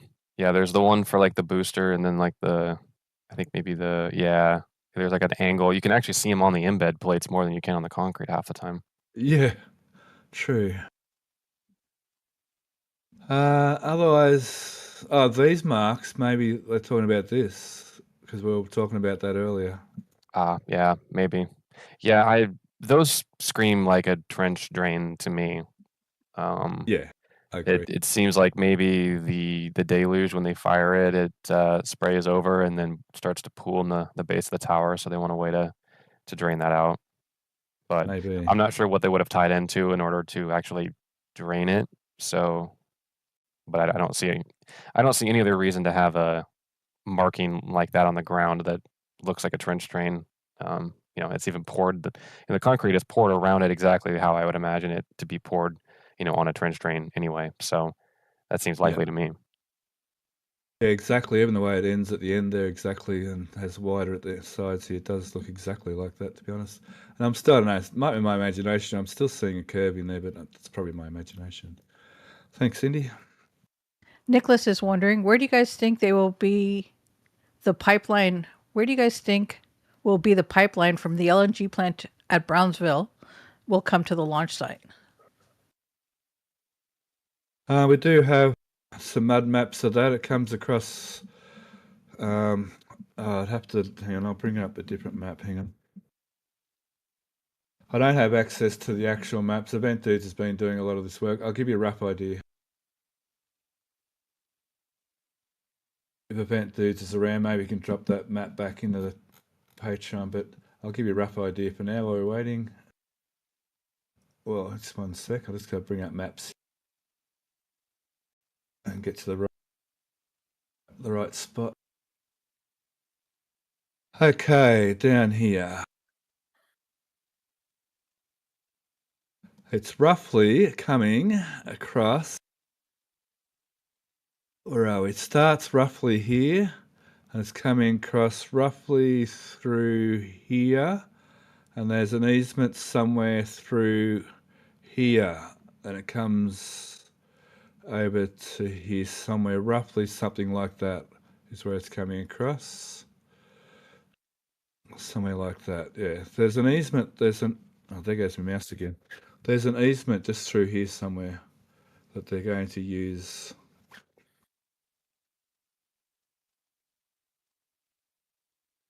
So presumably it would probably run along the highway then to the launch site? Yeah, and then it'd probably go yes under Highway 4 and then come up somewhere in the launch site, basically. Well, Dudes said that it was going to come in right around the factory, basically in the back where the factory and the village kind of meet up, right at the back of that road there. Yeah, that's where the easement is. You can almost see it. There's some kind of easement through here they can use. Whether it's an old, where that destroyed easement road was, basically, is kind of the line it's going to follow.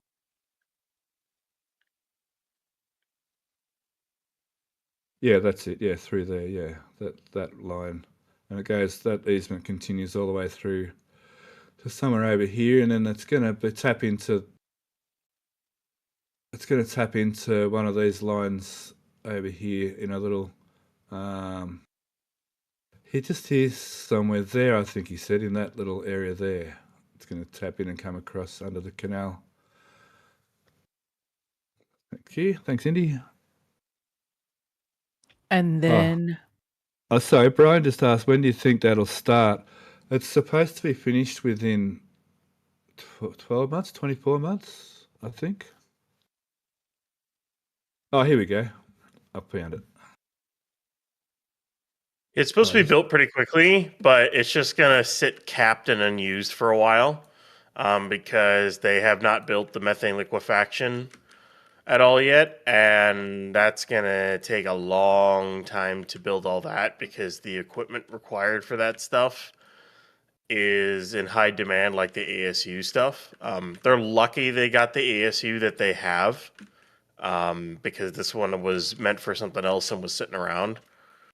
So don't expect that line to even get used for possibly another few years.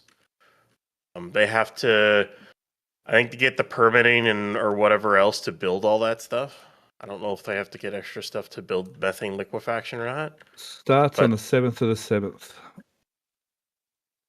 But to get all the desired equipment to liquefy and purify that, that's not going to be quick. It's not going to be easy. Expect that to take a while. So, yeah.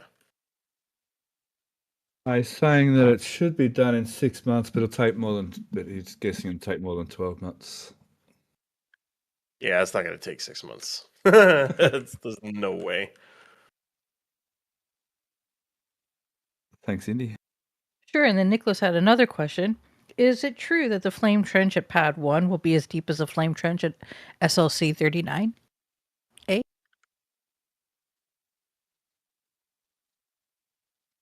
Yes, they're very similar. It's going to be that slightly little bit deeper than Pad 2, just because the tower. I think it's predominantly because the tower base is different heights. Yeah, the Pad 2, well, any towers that were built after 39A have like an extra 1.5 meters on the base, and then the rest of the tower is more or less the exact same. So you kind of have to think about like the fixed constraints there. So the tower itself is a fixed constraint, which means that, like the SQD arm is like a fixed location. They can basically move it on like the units of the truss of the tower, but then you've got like your launch mount deck surface has to be at a certain height, because of the booster is a certain height, and so there's a bunch of fixed constraints you have to deal with. And in the case of these towers that were built before Pad 2, they're just lower to the ground by about 1.5 meters, so they have to sink some of those constraints into the ground. So that's why there's a little bit of variance. And you said Pad 1 could actually be a little bit lower than 39A? And if it is, it would be the lowest so far? Correct? No, it should be the exact same as 39A. I mean, there's always going to be a little bit of variability with like exactly where the grade is at, but from a design perspective, it should be the exact same as 39A. Yeah, this tower base is the same as Pad 1 at Starbase. And Pad 2 is probably, I don't know, up to that height, a bit taller. So basically, it should be the same depth. Yeah. Thanks, Indy. Got it. Drew is asking, does it look like the pipeline is following the old road? The old road through the wetlands? Part thereof through here, yeah. Look, there's an old road through here, yes. And I guess that easement just continues through from way back. Because remember, there's a lot of, out in here, there's like, I don't know, hundreds of marked out, housing blocks in here that just, from way back. There's heaps of it actually. When you look at some of the maps, there's heaps of marked out, house blocks out in here, or property boundaries marked out in here. So there's some really old stuff going on that they're sort of using. This might be a dumb question, but Is this pipeline going to be primarily below grade, or is there going to be portions that are above grade? Do we know? Event dudes will answer that. I'm pretty sure it's all underground.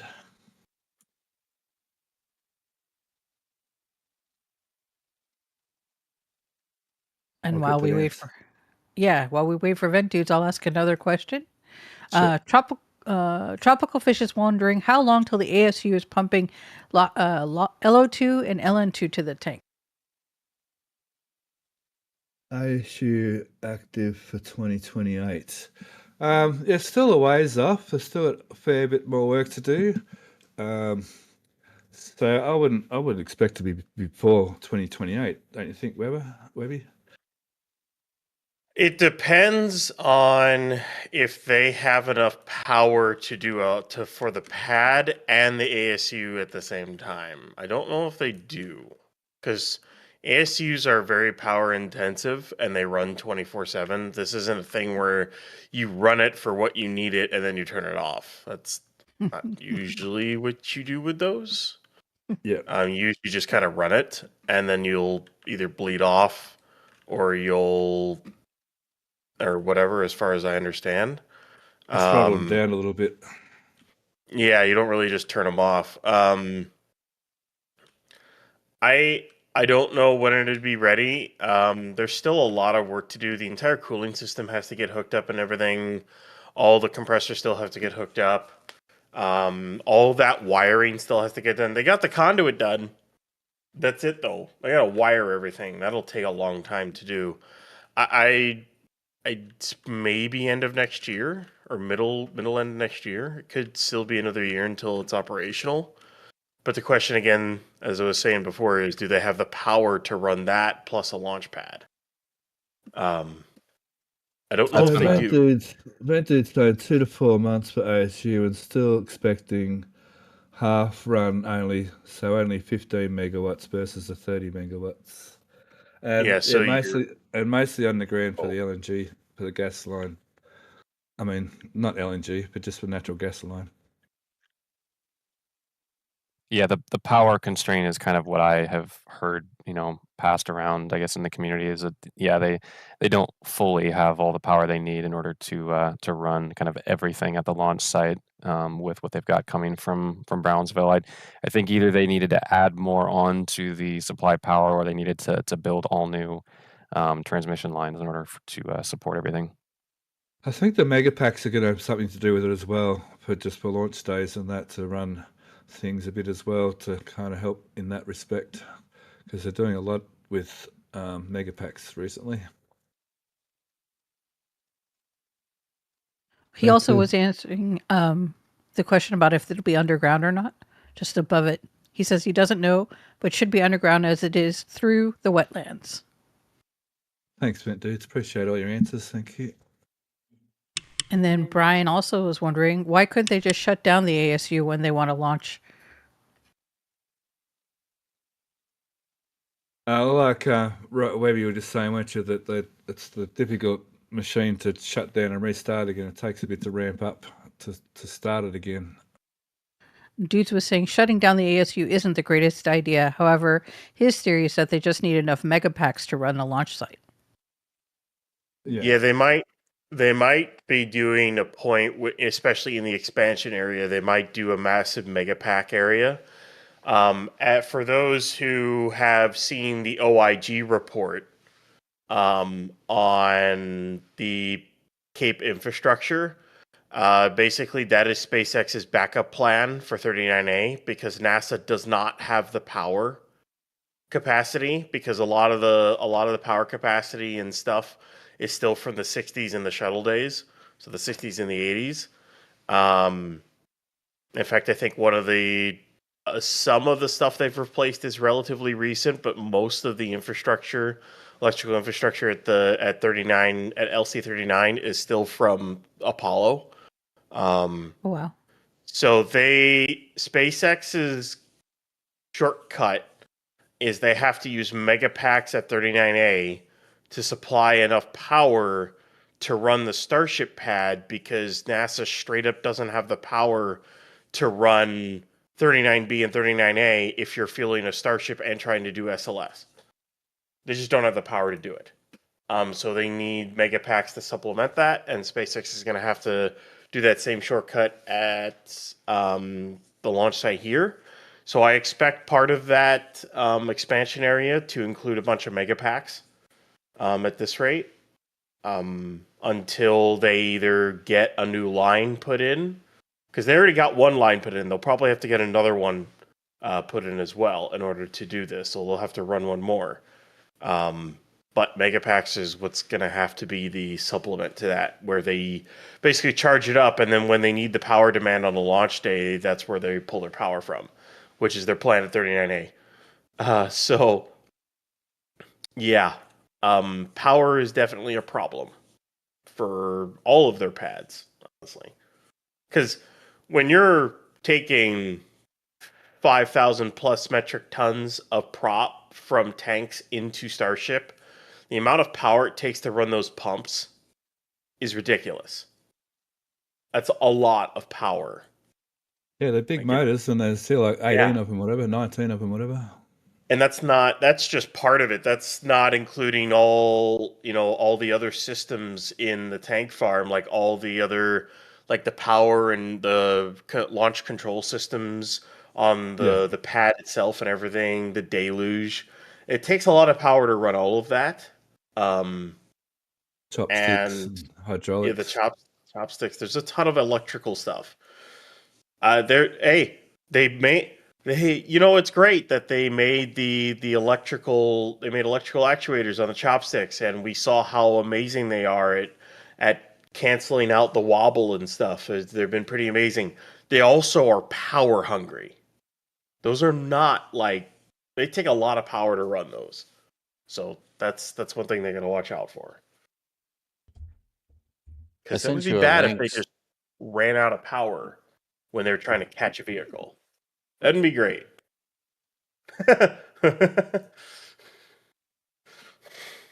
Yeah, I almost think that they might actually leave the launch site hooked up to, the direct power, but then if they need to use the megapacks, they actually feed the factory off the megapacks, because I don't think you'd want to brown out at the launch site, but you could definitely be okay with that happening at the production site, in my opinion. Or you build more megapacks at the production site and just run it to the launch site, but we'll see what they do. Yeah. I mean, I remember the lights flickering, and I think was it High Bay or Mega Bay at the time, like way back when. Yeah, it was High Bay. Yeah. When they didn't have the power. Oh yeah, no, that's happened at Starbase before. It wouldn't be the first time. They have a lot of power problems. They've had power problems in the past. It's been I got a lot of it solved when they ran the line in, but you're building another pad, and an ASU and the methane liquefaction. That's not power cheap either. That's power. All that's power intensive, and you run that almost 24/7. So,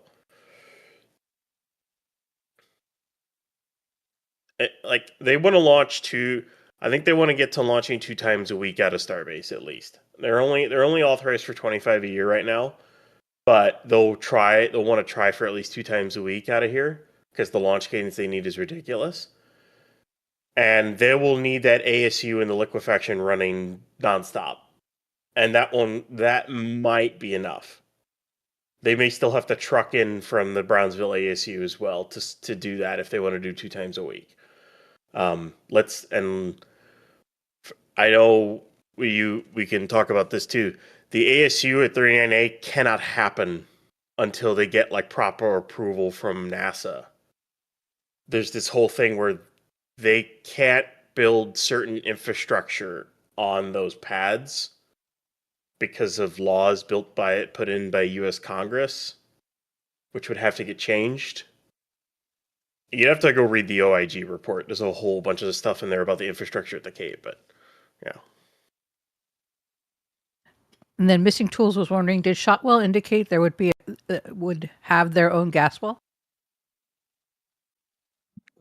They're tapping off of there's a gas line, there's a natural gas pipeline that's going to the Texas LNG plant, the one that they're building at the port. They are literally teeing off that. and then running it all the way to the launch site. So they'll basically have a uninterrupted supply of gas, because all that's coming from other gas wells and other sources. As you can see right there, is that line basically runs right there all the way to the LNG plant. So that's what they're tapping off of. So they're not taking gas from here. They've got a contract with the people who supply gas from the fields out yonder. And these are basically like highways where they can order gas from somewhere else and it can come down the same line as what these people use. It's just they're ordering it through the gas companies out in the fields further back. And straight from that gas line. Because there are wells at Sanchez, but I think they're nowhere near capable of what they need for here. That wouldn't be enough. No. I don't even know how much gas is left in those. And to clarify, that's only natural gas and not LNG. Yes. Yeah. It's not liquid. I know a lot of people want them to borrow liquid from the LNG plant they're building there, but they're not going to do that. They're going to make their own. Right. That's why I wanted to kind of clarify.